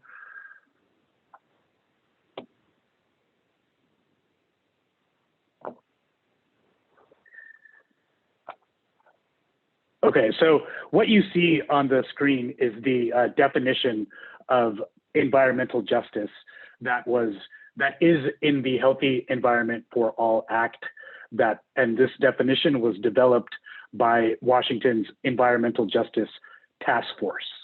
I just want to emphasize that, environmental justice is really central to solving climate change. Climate change ultimately is, it's caused by social problems. It's really a social problem driven primarily by a lack of compassion and a lack of justice in our society. So, environmental justice really is a compassionate approach because it makes an effort to ensure that everybody lives in a healthy environment, and that local communities and that local communities can determine what the projects in their communities look like. Like having a healthy environment for everybody is critical to getting rid of pollution, which we have to do to mitigate climate change. And having community support is critical to having sustaining these policies over the decades that we will need to in order to achieve these deep carbon reductions. And the huge injustice is that a person's race, followed by their income, are the number 1 and 2 indicators of how likely somebody is to be impacted by pollution and climate change. And last thing, there's Billy Frank. He's a legendary EJ advocate, and his lifelong fight for tribal treaty rights, the preservation of salmon, and the protection of our natural resources really has kind of laid the groundwork for the work that we are all doing right now. And I think we can honor his memory by enacting policies like the HEAL Act and other strong climate laws. So just want to give you a quick background on the EJ movement. One thing I want to emphasize here is that there's a strong link between labor rights and environmental justice. Dr. King, in one of the tragic last days of his life, was marching in protest with Black sanitation workers at the city of Memphis, who, compared to their white counterparts, were relegated to jobs where they were exposed to health hazards and they had low pay.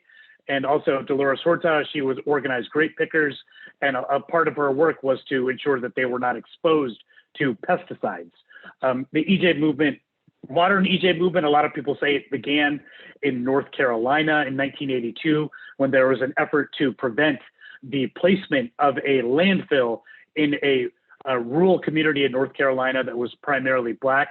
And unfortunately, that effort didn't succeed, but it raised a lot of awareness and generated a lot of momentum.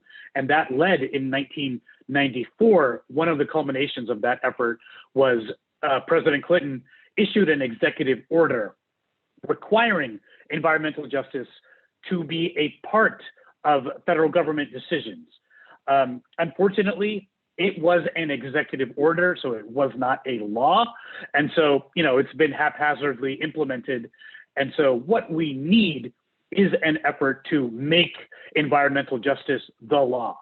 And an important point is that the HEAL Act and efforts like the executive order, these do not create any new environmental programs or regulations. The intent of them is to implement the existing environmental laws, the laws that are already on the books, with a lens of justice. So a key part of what the HEAL Act would do is put in practice the concept of targeted universalism, which shows that we should really devote greater resources and attention to areas like where air quality is more dangerous.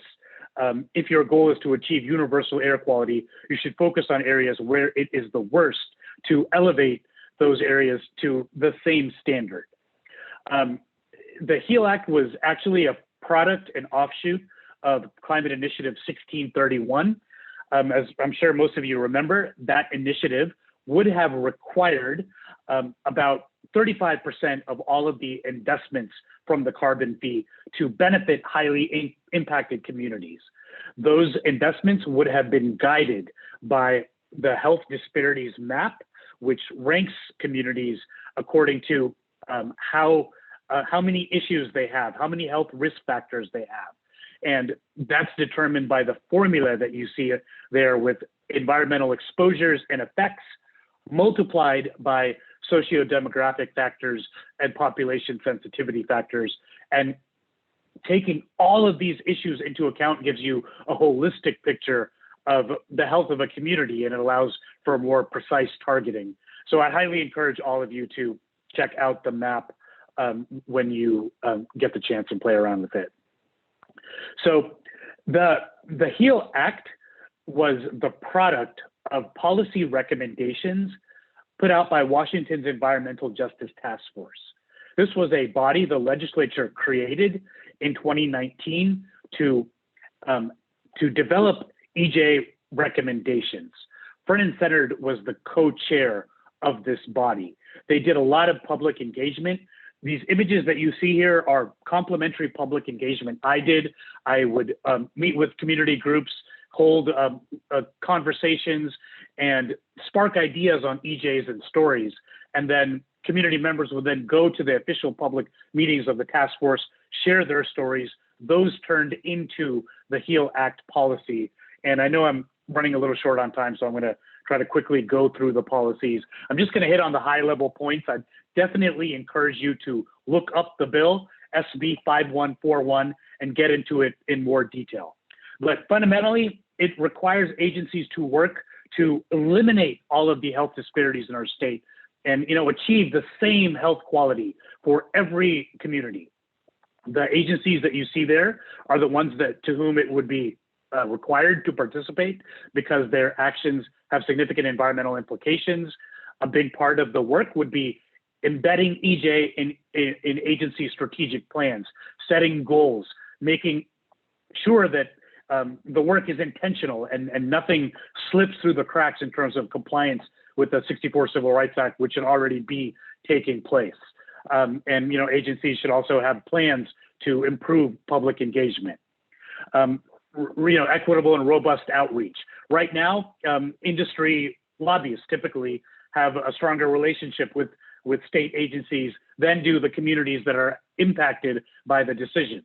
So there would have to be explicit efforts to address that, including having flexible times on when you hold public hearings and having food and childcare available at them. Agencies would need to conduct EJ assessments on all of their work or all of their decisions that may have implications, adverse implications for community health, and then they'd have to strive to mitigate those. Embedding EJ in budgets. You probably hear the 40% number a lot. President Biden has that in his EJ executive order. 40% of all investments should go to communities that are most impacted. And that is also what's in the HEAL Act. It's also what's in New York's climate law. And that would apply to all state discretionary environmental spending under the purview of those agencies that I mentioned. Other key things here, the health disparities map would have to be updated. That's a very valuable tool, and there would be more indicators that would be added to that. An EJ council would be established. Public oversight is a fundamental part of environmental justice. This council would be appointed by the governor. It would provide guidance and recommendations to agencies as they implement the law and ensure that they're doing it in accordance with the requirements. And this council would also recommend EJ policies and hold a public forum. So please look up the bill, Senate Bill 5141, the Healthy Environment for All Act, if you're interested in learning more, or just go to frontandcenter.org. That's all. Yeah, concluding thoughts? Thank you. Well, the concluding thought is that this is critical to building a better society, a compassionate society, which is critical to mitigating climate change. And with that, we will take a pause between presenters for 30 seconds. If folks want to stand up, grab a glass of water, do your favorite stretch, Red Bull, whatever you need.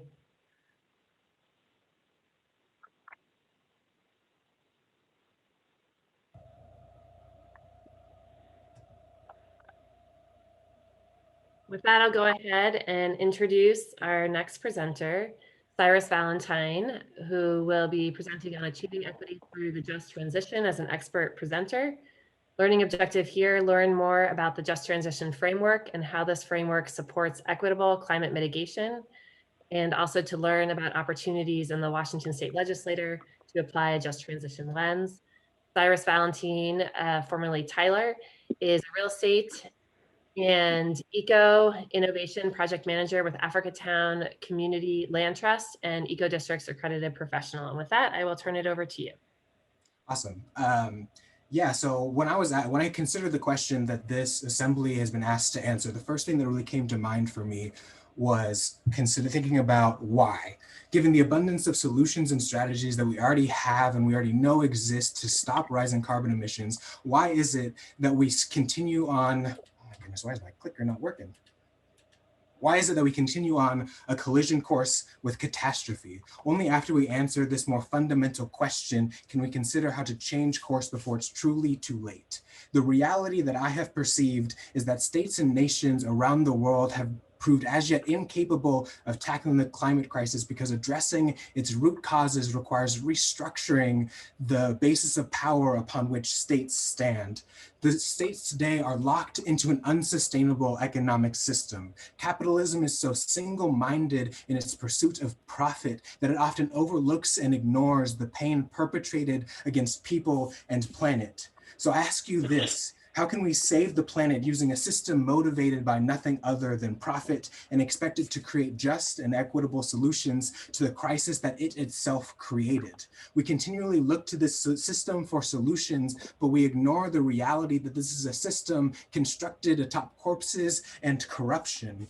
Over centuries of imperialism, conquest, and colonization, the bloody foundation was laid for this inhumane economic system. This is a system that enslaved the peoples of one continent while attempting to eradicate the peoples of two others. This is a system that continues to profit off the impoverishment that it has wrought on the underdeveloped world by exporting labor overseas to cut costs at the cost of lives and livelihoods. And this is a system so committed to fossil fuels that near Arctic nations are fighting over oil and shipping exploration rights for a near future ice-free Arctic. Instead of coordinating a response to reverse that melting, they are plotting and planning how to expand their exploitative extraction of Earth's economic resources to continue and to compound the current crisis. So this is the system that we're coming up against, and yet at the same time, this is the system that we're somehow expected to work with. That this system is the seat of solutions is the implicit assumption laced into the question that this assembly has been asked to answer. And when I am confronted by the question of how states dependent upon such a sadistic system can equitably design mitigation strategies, I find the essence of the question to be terribly ironic. The question we should be asking instead is, how do we, the people, redesign the economic system states stand upon so that climate mitigation strategies can be implemented in a way that enables community self-determination while rectifying centuries of injustice brought against people and planet? And that is the question that I intend to answer. And I aim to address both how communities can develop self-determination while driving decarbonization forward, and how the state can support our actions. The answer fundamentally lies in the just transition, one centered on and led by marginalized communities. The just transition is a framework that requires that we recognize that cutting carbon is not enough to avoid an ecological catastrophe. While greenhouse gases are the geophysical force driving climate change, the economics of capitalism demand constant consumption and endless extraction at rapid rates which only grow, never ceasing, never shrinking. These practices are inherently unsustainable on a finite planet. As such, the just transition is a framework which intends to turn the challenge of climate change into an opportunity. It is a framework that asks us to reimagine and remake the global economy, to replace capitalism with a new economic model based on regeneration over extraction, stewardship over ownership, circularity over linearity, decentralization over accumulation, and bottom-up community-based governance over top-down state-based governance. Through the just transition, we place people and planet at the center of a regenerative and restorative model of the economy, one that empowers communities in and through the process of decarbonization. And for this to be a reality, for every community, we must recognize that the inequalities embedded into the current economy, and we must seek to rectify this by prioritizing investments into the communities most affected by intergenerational injustice and the emerging climate crisis. But how can we participate in the just transition to make it a meaningful reality? Communities can act by expanding and enhancing what we are doing here today, by creating local peer assemblies. However, instead of gathering for the purposes of policy proposals, we should assemble our communities to claim our power and chart our own course to a carbon-free future. As such, I would refer to these local assemblies as community climate coalitions. These coalitions would create channels for local solutions that would allow us to tap into the urgency and energy for action that our communities feel every day. The majority of people understand the threat posed by climate crisis, and they want to see substantive changes, but they are unsure of how to act. And as a result, they face what they perceive to be fate as in resignation. However, climate coalitions acting in alignment with the just transition give people a new option for action, one that empowers them to make structural changes right where they are. And the only question really is how. How can we create these coalitions, and how can we act out the just transition through them? One existing framework is the Eco Districts Protocol, which I've shown here, but there are a variety of other paths that communities can choose to take towards this goal that we're all aiming for.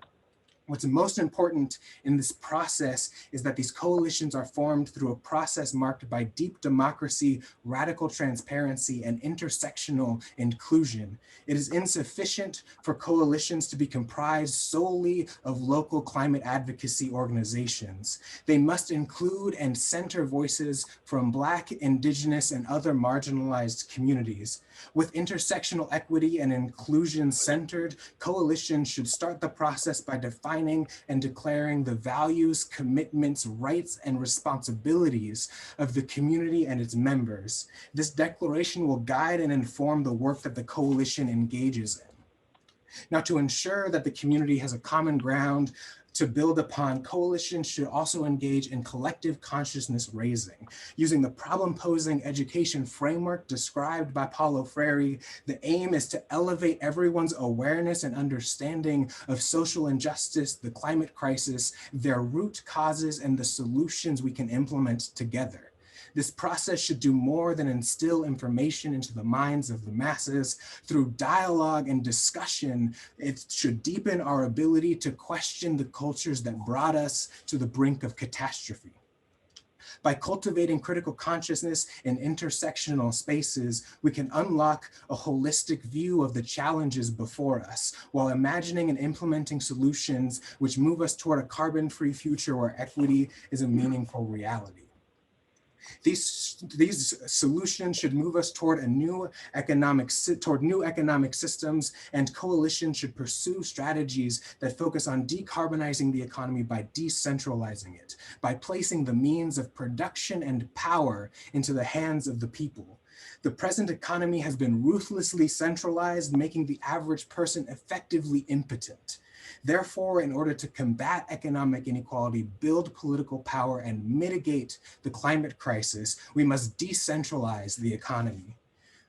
To illustrate how this can be done, I want to briefly touch on how global food and energy systems can be decentralized. And to do this, coalitions should direct the energy, enthusiasm, and people power that they cultivate toward the creation of community-based cooperatives.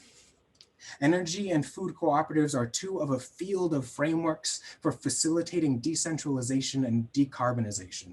Energy cooperatives leverage emerging trends in distributed renewable energies to create and manage microgrids throughout cities and towns. The goal is to meet the energy needs of a community by installing solar panels on every roof and batteries in every building. And similar to this, food cooperatives would provide the healthy, fresh food that a community needs by converting every lawn into a micro farm. And by employing permaculture practices in those areas, yards would cease to be resource drains and would become instead carbon sinks and microhabitats.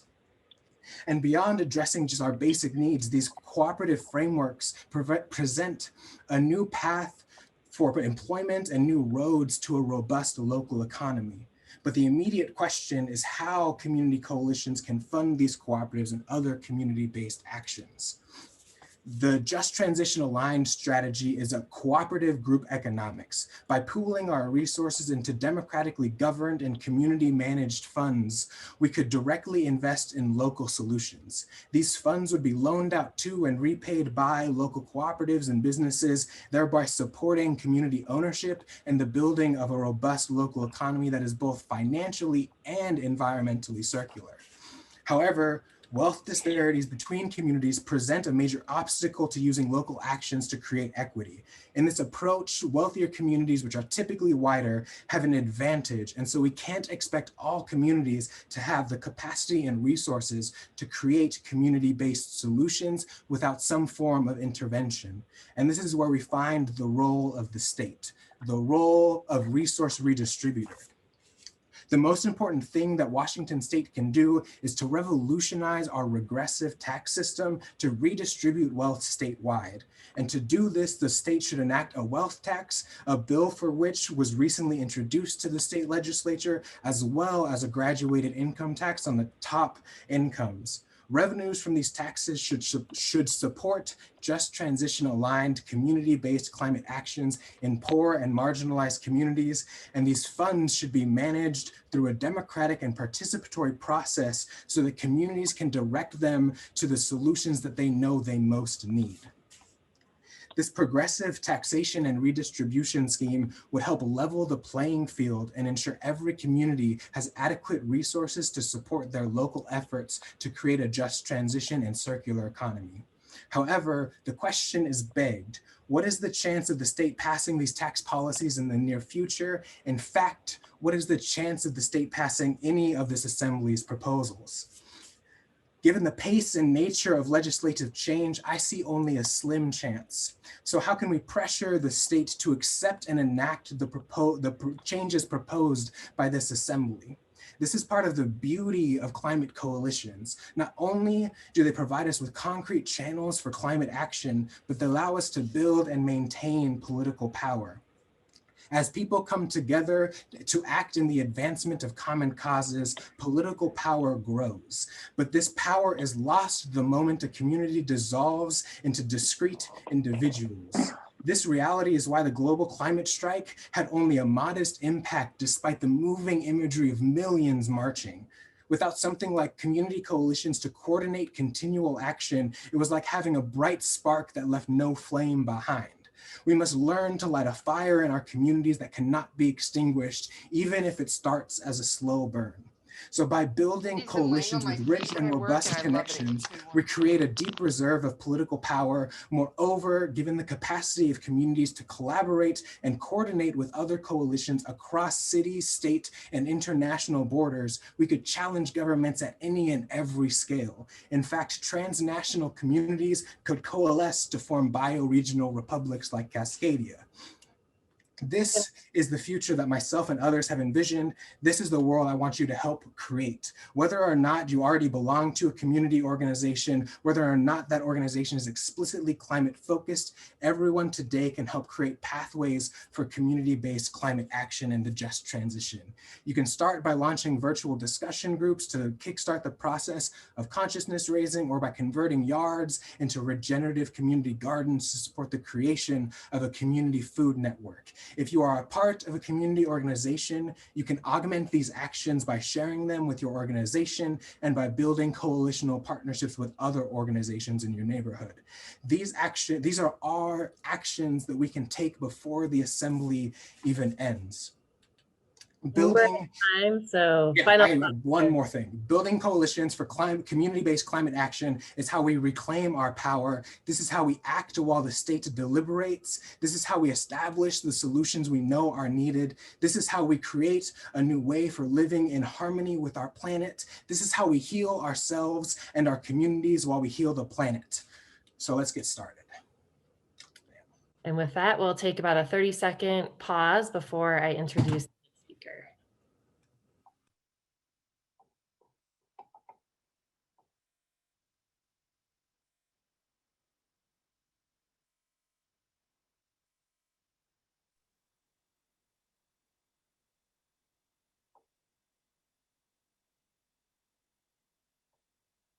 Okay, our next speaker is Caitlin Rodner-Sutter, who will be presenting as an interested party on state level emissions data and Washington 2030 goals. The learning objective here, learn about Washington emissions reduction targets and what is needed to achieve them.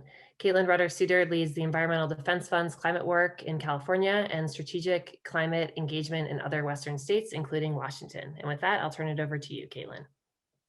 Thank you so much, Gretchen. I seem to be unable to share my screen with you. We can go ahead and pull it up on our end. Brent, are you able to do that, or Wendy?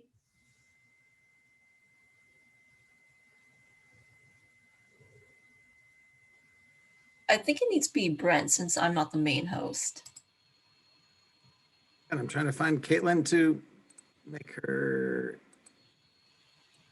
There we go. Now you should be able to share your screen. Sorry about that. Excellent.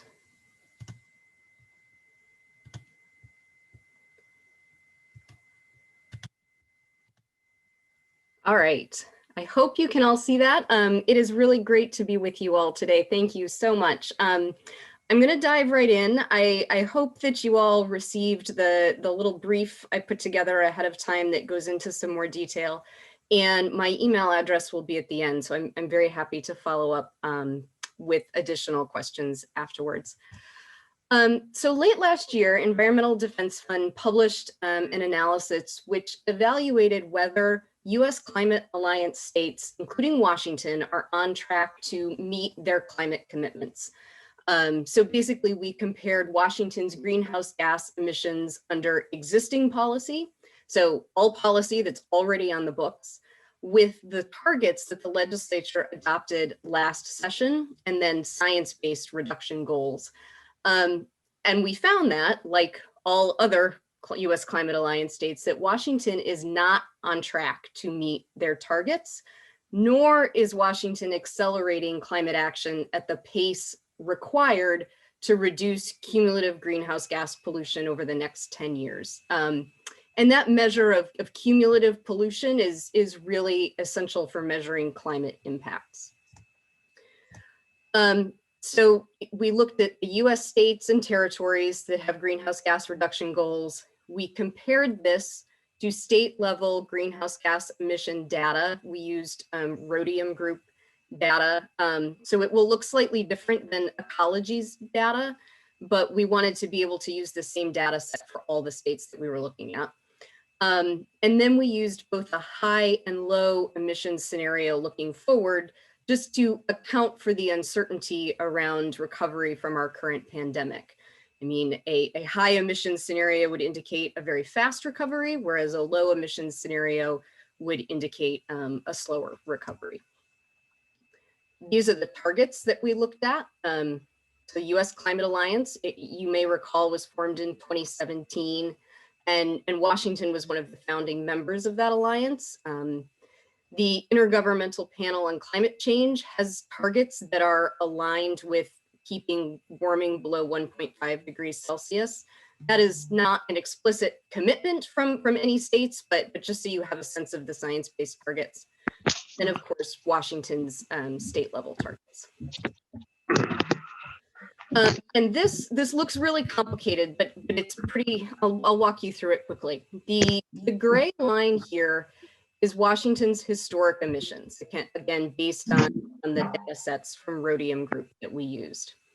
And this blue line are projected emissions, the high emissions scenario. The green line are projected emissions that would be the low emissions scenario. So that shaded gray area are basically a bunch of potential emission trajectories looking forward based on all the policy Washington already has and the uncertainty around COVID recovery. The orange dashed line are the US Climate Alliance targets. And then the gray line is the target, the dashed gray line is the target that Washington adopted last session. And so you will see that arrow over on the far right of the chart indicates how far the state is away from meeting its target in 2030. It's about 22 to 32 million metric tons of greenhouse gas pollution. So there is a significant emissions gap right now based on all the policy that Washington already has. This just explains what I just said, and this should go without saying, I think, but the short-term reductions we've seen from COVID are not an equitable or a sustainable way to reduce our greenhouse gas emissions and address climate change. These next two slides I'll go through kind of quickly. The moral of the story is that the longer Washington waits to take additional climate action, the greater the cumulative greenhouse gas emissions are over the next decade. And cumulative emissions, rather than just emissions in, say, 1 year, is really the important metric of climate impacts. So these are three different example trajectories that would all get Washington to 2030. But what you can see is that if the state follows the delayed action, so the one that starts in 2025, the cumulative emissions are much, much higher, and therefore the impact on the climate is much, much higher. Whereas if the state were to follow, say, the green trajectory, where accelerated reductions happen in the next few years, the cumulative emissions are much lower. In fact, accelerating reductions in the next few years versus delaying action results in over twice as much pollution being prevented from being emitted, I should say. So there's a difference of about 119 million metric tons of pollution if the state takes quick action over the next couple of years instead of waiting until, the middle of the decade, say. There's a number of ways to close this emissions gap. There's a lot of different ways you could do this. We see a couple of key features, though, that can be really important. The first is to establish a declining enforceable limit on greenhouse gas pollution. So these kinds of limits basically serve as a backstop to make sure that the state is on track to meet the 2030 goal. These limits should cover all the major sources of pollution in the state, and it can be based on pollution source, it can be based on industrial sector, it can cover multiple sectors, but the limit is really important. Second, ensuring that benefits are directed to disproportionately impacted communities and communities that are impacted by the transition away from fossil fuels. So that means pollution reductions need to be focused there, investments and innovation all focused in these communities. Evaluate progress based on metrics. Basically, this simply means to regularly evaluate your policy and see if it's getting the emission reductions you need and course correct if necessary. Consider an approach that puts a price on pollution. If well designed, a carbon price can enable a lot greater ambition, and it can allow you to get more reductions sooner, which of course helps to maximize the cumulative emission reductions that you get. And then revenue can of course be reinvested for the priorities of the state. And then the last thing is to catalyze deployment and development of clean technologies. So something like the clean fuel standard can help do this to accelerate the transition to clean technology. But basically the idea is just to accelerate that development, invest in clean energy jobs, and a clean fuel standard or other policies can help make it easier to stay below those limits that I talked about in the first bullet point. So those are the key features of policy. I got my 1-minute warning, so I would just wrap up by saying that with existing policy, Washington is not on track to meet its statutory goals. And Washington should act very, very quickly to get on track, because cumulative emission reductions are really what matters. And we have no time to wait. And these are some features to look for in policy solutions that will help Washington get to the 2030 goal, both quickly but equitably as well. So thank you. Okay, and with that, we're going to take a 30-second pause till I introduce our next and final speaker before we move into our question and answer period.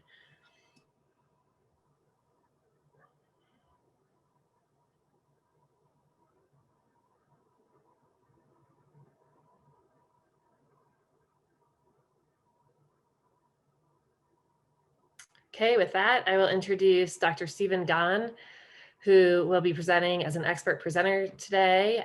Title of the presentation, En-ROADS Climate Change Solutions Simulator. Learning objectives here, learning about wedge analyses and review opportunities across the board and how Washington can reduce emissions and make the most impact. And then learn about how the En-ROADS tool, and how it can be used to support the deliberative sessions. And with that, I'll turn it over to you, Dr. Gahn. Thank you, Gretchen. Yeah, I believe I'm sharing now. There we go. So I'm going to start with just an overview of sources of greenhouse gas emissions. And I have two pie charts here, one for the state and one for the globe. And of course, we're focusing on the state. So I'll start with that. And you can clearly see the biggest source of emissions is from transportation, 43%. Most of that is on the road. There's a fair bit from air travel as well, and on water. And then the next are the emissions from buildings, heating buildings with natural gas and oil. And then emissions for producing electricity mostly from burning coal. These estimates are from 2015. There's the latest that are available from the State Department of Ecology. And we know that the coal is going out, it's mandated to go out. And so you don't need to concern yourself so much with those. And then there's also emissions from producing food, methane emissions from cows, and nitrous oxide from fertilizers. And then there's some industry, the refrigerants HFC are also slated to go out by a national, international agreement really. So you don't need to concern yourselves with those. So really focus on transportation and buildings for the most part. That's the big part of it. These emissions are quite different from the globe. The globe has big contributions from burning forests, and that's the land use area. And the industry is much larger, producing steel and other products, concrete, much bigger for the whole world. And other energy emissions from methane from leaking from coal mines and gas wells and such like that. So now I'm going to introduce to you the En-ROADS climate simulator. And that is somewhere. Let's see. That doesn't look right.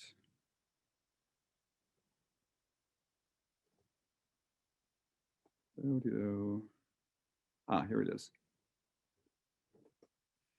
Okay, so this is a device that sits on the internet. It's available from climateinteractive.org. And it's going to be made available to you. Once you put it on your browser, then you don't even have to be on the internet once you've installed it, and you can play with it. And what it does is it mimics model estimates of how human activities respond to climate policies, how those changes in human activities affect emissions of greenhouse gases, how those affect greenhouse gas concentrations over time, and how that those emissions, how those concentrations affect the climate. And so what you see here is two sets of panels of graphs at the top here, and then a menu down below. And in the upper right, there is a big number, which is the global warming at the end of this century for a current scenario, current set of parameter selections. There's a blue curve for temperature change and a black curve. The black curve is a baseline case, which we don't have any control over really. And that is for the global configuration. Since we're focusing on Washington, I have configured this for a Washington set of emissions. So I have adjusted the menu so that coal is very highly taxed. And that's why if you look at this graph on the greenhouse gas emissions, it goes down towards 2030 as the coal is phased out. And then I've also highly subsidized the renewables because we have all this hydropower, much more than really any other region. And so we do have almost all of our power is from renewable or nuclear. So if you're looking at the greenhouse gas emissions, the two big ones are from energy, CO2 emitted from energy, and also methane and other greenhouse gases. And I'm going to drill down into this menu here to show you that the methane and other greenhouse gases has several components. And we can turn on detailed settings, and you can see how the emissions from agriculture, there we go, you can play with. But Washington State does not have much of the emissions from gas extraction. So methane emissions, methane leaks are not common. And we don't, and also the fluorinated gases, the refrigerants are going away. So that would be a more realistic configuration. And then going back to this menu here, we can, we're going to look at the, let's see, greenhouse gas emissions, primary energy, there we go. Most of the emissions are from energy, and so this graph shows the different energy production, energy sources, and we can play with each of these sources by taxing oil or gas. We can encourage nuclear, and there are things you can do with that in nuclear. We can drill down into nuclear, and we can say there's going to be a breakthrough in the cost as these small nuclear reactors come on board, and that will encourage nuclear. And you can also, there are also new technologies you can try. You can encourage those through a lot of research investments, and that makes these new technologies become more popular. And you can also put a price on carbon, which affects a lot of things. And you can look at how that affects things by clicking on this replay thing, and you can see how that affects the global sources and how it affects the temperature. You can also play with transportation. You can electrify transportation, make cars more efficient, and buildings and industry, you can make them more efficient through insulation and so on. Electrification, those are important dials as well, because buildings are an important energy source. I should also say that deforestation, there's not much deforestation in the state, so I would recommend highly reducing that. And you can also add afforestation, and you can also have carbon removal through various technologies, such as bioenergy carbon capture and storage, direct air capture, pulling CO2 directly out of the air, enhanced mineralization, and soil carbon sequestration. So there's lots of different things you can play with these detailed settings here. So there's lots of different things you can do. And you can also share things. There's this share on the upper right, the share thing that will, you can tell where to send the configuration. And that's what we're going to send to you as a configuration that is more realistic for Washington. So that's really the inroads, and I urge you to play with that. It's not something you totally believe. It has limitations, as I explained, but it lets you explore ideas and get a better sense of how things work together. So I do urge you to use this tool, and I commend you for putting the time into this process, and I look forward to the outcome of your deliberations. So with that, I will stop. Okay, and with that, we will move directly into our question and answer, and we'll get all the speakers in panel view in just a moment.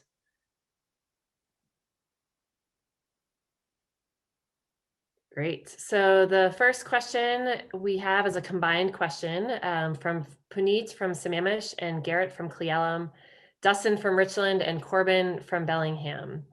And this is a question for you, Jason. What about the nuclear waste generated, such as the ones produced by NuScale, small, modular, and micro reactors as compared to traditional sources? And a follow-up question from that, and what is the progress being made to minimize or permanently store waste? Yeah, so I'd start off by saying it's important to understand there are two different types of, if you want to call it, nuclear waste.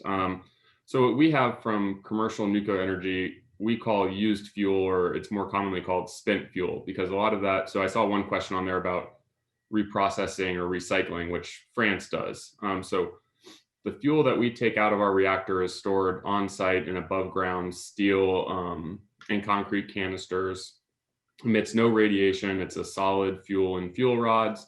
And that could be recycled and reprocessed and used later on. Someone also mentioned the traveling wave reactor that Bill Gates' company TerraPower is working on. I think that technology is looking like the mid-2030s when that would be available, but that also has the capability to essentially take used fuel from a plant like Columbia and put it into these advanced reactors, essentially innovating our way out of kind of the used fuel challenge. Where nuclear waste really comes in is, take Hanford, for example, in central Washington. You know, there's 56 million gallons of low level, high level, and transuranic waste out there from the process of creating plutonium for atomic weapons. That's completely different than what we have to deal with. Ours is solid, dry, and can be stored indefinitely in these above ground steel and concrete canisters that can withstand an impact from a 747. Ultimately, I guess the point being is I want to make the differentiation between waste and used fuel, which used fuel is really more of an asset in that we could use it again later. The reason why we don't do what France does around reprocessing is quite a long answer, and I don't know that it's a good one other than we just don't do it. But in the future, that is something that we hope we will be able to do domestically. So ultimately, I think we're going to really innovate our way out of any problem you would have here. But to put it into perspective, the 60 years that we've been operating nuclear plants in this country, the total amount of used fuel that we have from those reactors would fit on a football field 10 yards deep. So, I mean, that's the entire footprint from all nuclear energy generated over 60 years in this country. Next question is also for you, Jason. This is from Corbin in Bellingham. A previous presenter stated that the insurance costs for new nuclear plants would be too expensive to make it feasible. What do you say? I don't think it's too expensive to make it feasible, but there are a lot of things like that, like the regulatory requirements that we have and other requirements, especially for existing nuclear plants where you have to essentially have like 500 acres to site one, that make the cost go up a lot. The advanced reactors where they really have the benefit is they'll have a much smaller footprint. I saw one of the questions, so I'll just tie this in, was on what footprint will microreactors or NuScale SMRs have? About 1/100th of what the existing plants have, maybe 25 to 35 acres versus 500 acres. So it's a much smaller footprint, and that will ultimately greatly reduce costs as well. And the next question is also for Jason. This is from Sue from Medical Lake and Angela from Vancouver. Have nuclear plants dealt with the impact on health for residents in a community near the plant? For example, are there nuclear power plants safe for workers in surrounding areas? What are the potential hazards? I mean, so I'll put it into perspective from radiation exposure. So if you lived within 50 miles of a nuclear plant, like I do here in Central Washington near Richland, I will have less radiation exposure in an entire year than I would from eating one banana, or much less than taking one cross-country flight from JFK to LA, just based on background radiation in the atmosphere. I mean, there's radiation around us at all times. So the amount that you would get from working in a nuclear facility, let alone near one, but working in one, you actually get about 1/10 of the radiation you'd get from a career as an airline pilot, international airline pilot. So yes, I mean, those health risks are always evaluated and addressed, but it's not something that is creating many health risks here, especially. What would you say the hazards are? That was a follow-up question. What are the potential hazards? Oh, I mean, I think the potential hazards we're always learning from them being addressed. I mean, obviously, like Chernobyl was the worst one, and that was a design hazard. But ultimately, as we go forward and we've learned from the mistakes of the past, I don't think there really are those hazards anymore. I mean, we can withstand an earthquake at Columbia Generating Station beyond anything that's ever happened or been predicted in the Northwest. So we continue to update our systems. After 9/11, we put in a whole bunch of different safety enhancements as well. So we're constantly making sure, I mean, we are the most regulated industry with the highest oversight of any industry pretty much in the world. The next question is a group question. So this is from Gabe from Vancouver. If we transition away from natural gas, how and who pays for transitioning the thousands of homes away from natural gas, water heaters, stoves, and cooking appliances? And how can we do this equitably? Caitlin, do you want to take that? I can give it a shot. I mean, it's a good question. There's both the challenge of how you pay for the transition. And this is, certainly to do it equitably, you need to focus on where you have the greatest risk already. I mean, there's significant health hazards from having natural gas in your home for indoor air quality. So to do it equitably, I would think you would need to focus on the communities that have higher environmental burdens, higher health burdens, focus where you have children. Paying for it, can be done through a price on carbon. It can be done through, there's certain ways you could do it in utility pricing, but you run into equity issues very quickly if you try to do that. There's the other question that I'm not sure there's a great answer for yet, at least I don't have it.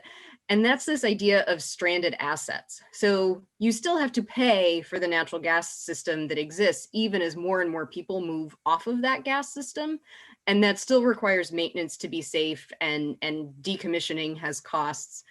And I would say that probably the most equitable way to handle that is for the state to help pay for some of that. So it is not passed on to ratepayers who, if you have fewer and fewer ratepayers, they are going to bear more and more of the burden of maintaining the existing system. So, to make sure that transition happens equitably, some significant state revenue needs to be put in here. Samir, thoughts you want to add to that? Yeah, I think Karen kind of addressed this, but I would just say like income-based targeting. I mean, I think as we, want to switch out the gas stuff, just help those households and residences that cannot afford the electric thing, and pay for it or offer significant rebates. And I don't know about how much the natural gas industry employs people in our state. I don't think it's a big number, but either way, 1631 had a great policy where if there was a layoff that could be attributed to a climate policy, then the state would step in and provide a just transition fund for those workers. So I think if you do that, you can also address that. Steve? Yeah, I would make 2 points. First, most of these appliances have limited lifetimes. A water heater might last 10 years. And so people don't have to go out and replace a perfectly good appliance right away. But putting a price signal on carbon will incentivize people, especially if that price is increasing over time. They can look ahead and say, okay, in 10 years, gas is going to be not competitive with electricity. My next purchase is going to be an electric appliance. And to make it equitable, CCL, we advocate returning the revenue from that price back to people on a uniform basis. Everyone gets the same dividend every month. Now, Washington State doesn't allow dividends, so I-732, excuse me, I can't control that phone. I-732 made it equitable by reducing the sales tax, which is, we all know, very regressive. So there are things that can be done to make it equitable. This next question is a question from Puneet from Sammamish for Marnie. Are these climate change impacts seen in newborns / young children too? What are some of these findings? Climate change risks, as it's hopefully came across, they're so diverse. There are so many pathways that amplify current risks, and infants and newborns are definitely among the populations that again and again are a group that is at highest risk for many of those different exposure pathways and risk. So as an example, a newborn would be at greater risk during a wildfire smoke event where there's poor air quality. But they're when we're talking about foodborne pathogens, for example, or if we're talking about a natural disaster event, those are other ways in which certainly young children, newborns, are generally more at risk. I know that's kind of a broad general answer, and I do, again, I do point back to that United States Global Change and Research Program, because there are ways to look at the really specific climate sensitive risks and health outcomes by population in that document. Thank you. Excellent. So next question is from Gabe from Vancouver. This is for Cyrus. Are you suggesting that if we continue in a capitalist society, we cannot make change? How can we make this an equitable plan? Yeah. We can make change under a capitalist economy, but I think the change will largely be insufficient. And there's a variety of reasons for that, and I mentioned this already. Like, it has to do with the nature of capitalism, and that you need constant consumption and growth, and that it has to continue growing in order for capitalism to continue to function, right? And so we might honestly be able to decarbonize the economy through capitalism, but you're still going to be at a point where we're constantly extracting resources from the earth that just isn't going to be sustainable in the long run. You're going to be continuing to pollute waterways. We're going to be continuing to grow our sort of like what the Great Pacific Garbage Patch, all these different issues are going to continue to compound, even if we can decarbonize the economy through capitalism. The next question here is also for Cyrus, and this is a combined question from Ledwood from Camino Island and Sue from Medical Lake. Do you think we should simplify and go back to a less industrialized way of life, a system where individuals produce their own food, et cetera, for these things? And how can someone who's handicapped or elderly take care of some of your examples, like the micro farm? Yeah, so I'm not necessarily trying to advocate for an individual approach to these things. And also like with, I guess the first part of the question is, I don't know about impossible, but illogical to try to reverse industrialization and completely go backwards. And so I was trying to think about how we decentralize the nature of industry so that communities have power over it, and not necessarily, it's not about individual people trying to grow their own food and all that kind of stuff, but doing it in a way that allows communities to support each other through these ongoing efforts. And so when you're thinking about disabled folks, elderlies, other vulnerable populations, it's about making sure that the communities, you have rich and robust connections so that community members can look out for one another and can be aware, like, oh, my neighbor 3 houses down can't really walk, so I'm going to make sure that I get groceries for them from our local like food co-op or whatever. And trying to address it in that way that allows us to think more about community-based approaches over the individual nature of capitalism, because capitalism really is all about my individual profit, my individual needs versus, and trying to prioritize those over the needs of everyone else around me, right? All right, next question is for Kathleen. This is John from Vancouver, as well as Javier from George. What are the penalties if the goals are not met by the state? And who and what agency would be in charge of enforcement, local or state agency? Great questions. I mean, strictly speaking, it's not like there is a numeric penalty attached to the carbon goals that were the greenhouse gas reduction goals that were adopted by the legislature. They are in law, and so there is legal risk from if you aren't meeting your own law. NGOs and interested citizens and all of that could go to court over that, which would certainly cause enforcement. The bigger question is what are the impacts on the climate? I mean, I think there certainly would be penalties from a climate perspective for not meeting those targets. As far as who should do the enforcing, there's a role here for multiple levels of government, both certainly local government, but I guess the framework we're thinking about is more state level.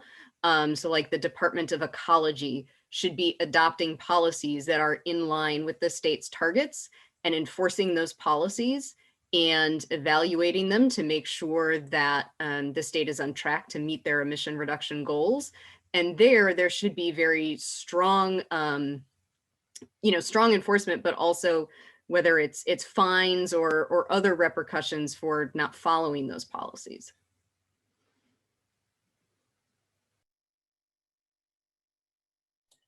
We've got 2 final questions before we wrap this Q&A. Corby from Linden, this is for Marnie. Many rural homes are heated with wood. Where does wood heat fit into all of this? That is a great question, and I probably won't do it justice because it's complex. But obviously, it is really important that people have access to heat in their homes. People need safe homes. That's important for health.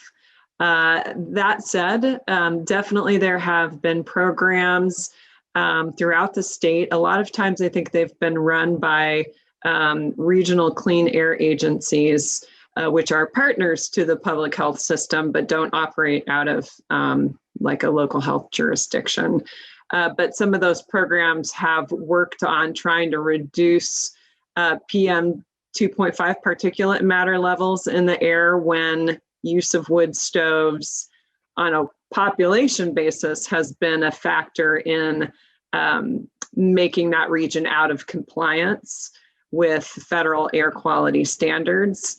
And those incentive programs have been designed to bring air pollution levels back into compliance.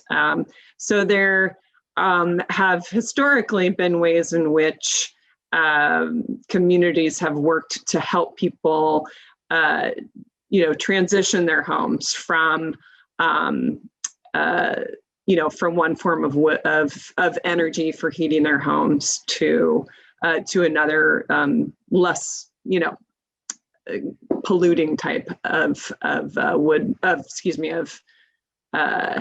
home heating. So that's what has happened in the past, but I'm not prepared, and it wouldn't be appropriate for me to make a sort of policy statement about how that could work. I think it's important to recognize that people need heat in their homes to stay healthy. And it's important to figure out ways to heat our homes in ways that are healthier more broadly for our environment now, and in a way that can reduce carbon emissions. And with that, we are going to conclude our Q&A from the second set of presenters, and going to transition into our campfires, and just acknowledging we didn't get to all the questions. We've got them all captured here. We will be getting responses to those questions back to the assembly members, and we'll be sending the set of unanswered questions out to the presenters from the second half of today, as well as the first half of today, to get responses to those questions. And everybody just take a deep breath, do your stretch. You heard a lot of presenters today. If you need to stand up, please stand up. In just a moment, as soon as Derek gives the thumbs up, we will be transitioning into our campfire breakouts, as we've done in the past learning sessions. This does conclude the learning sessions portion. We have a few things after the campfire, so we need folks to stay on the call. We have a poll that we are going to orient you all to. We've got a question about scheduling, and also some really important elements to bring forward to you all related to the deliberative sessions and what you can expect. So demystifying that next piece of the Washington Climate Assembly. So we're heading into our breakouts for just a few minutes, reflection time, and then we'll come back as a big group and go through some very important elements, as well as a question that we will be putting in front of you all to respond to during this meeting today that will inform our future schedule. So with that, Derek, are we all set to go into our campfire? We are absolutely ready. Thanks, Gretchen. And I do look forward to being demystified. Great. Okay.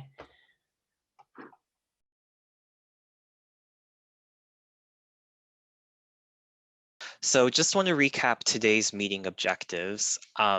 We had 3 breakout rooms. So in the very first breakout room, we heard from Stephanie, Shelley, and Todd about priorities from rural communities and tribes and how they're acting on climate change.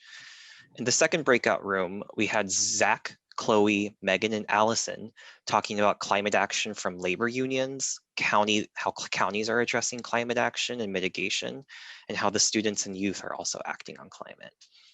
In the third breakout group, we heard from Janet, Marco, Mason, and Sarah on additional technical perspectives around natural gas, energy, buildings, and solar power technologies. We reconvened and learned about nuclear energy and opportunities for that in Washington State from Jason. We learned from Marnie about climate change and how it can disproportionately impact different communities in different ways, in ways that the Washington Department of Health is tracking these. We learned about Samir about the HEAL Act, which is in the current legislative session. We learned from Cyrus about what a just transition means and the opportunities to ensure systemic and ambitious change. We learned from Caitlin about Washington emissions and emission projections and what the different types of projections and trajectories over the next several decades actually mean for cumulative carbon pollution. And finally, we learned from Dr. Gunn about the sources of greenhouse gas emissions in Washington State, how it compares to the global level.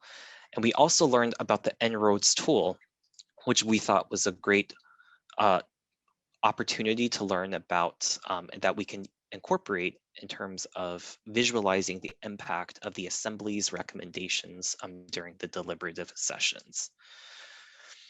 So with that, we're going to start our deliberative sessions next Tuesday, and first of all, begin prioritizing our collective principles as we begin to consider recommendations offered by our presenters and others as well, by begin identifying other solutions and recommendations. One of our requirements is to have the potential recommendations for your climate assembly up for public comment for a week before we vote. Right now, we will have recommendations out for public comment on Saturday, February 20th. Our current schedule currently allows us to do that. However, the coordinating team realized that that might not give you, the assembly members, enough time to digest some of the public comments we receive. To that end, we want you to decide how you want to proceed as a climate assembly.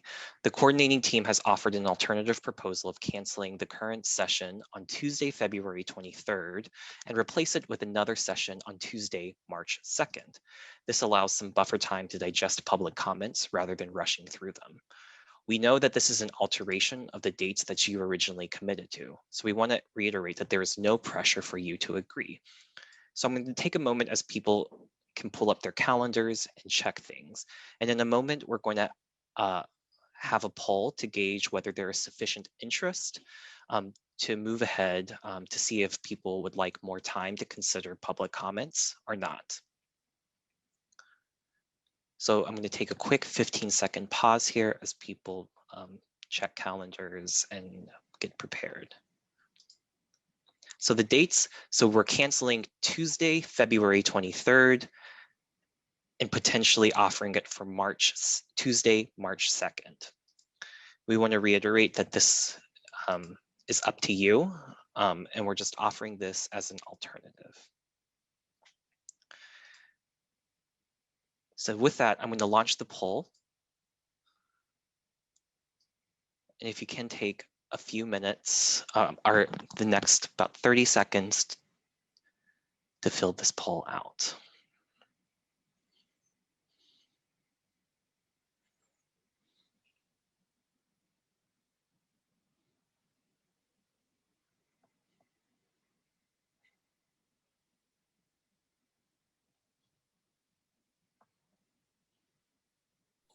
And point of clarification, we would move the vote to that final meeting, March 2nd.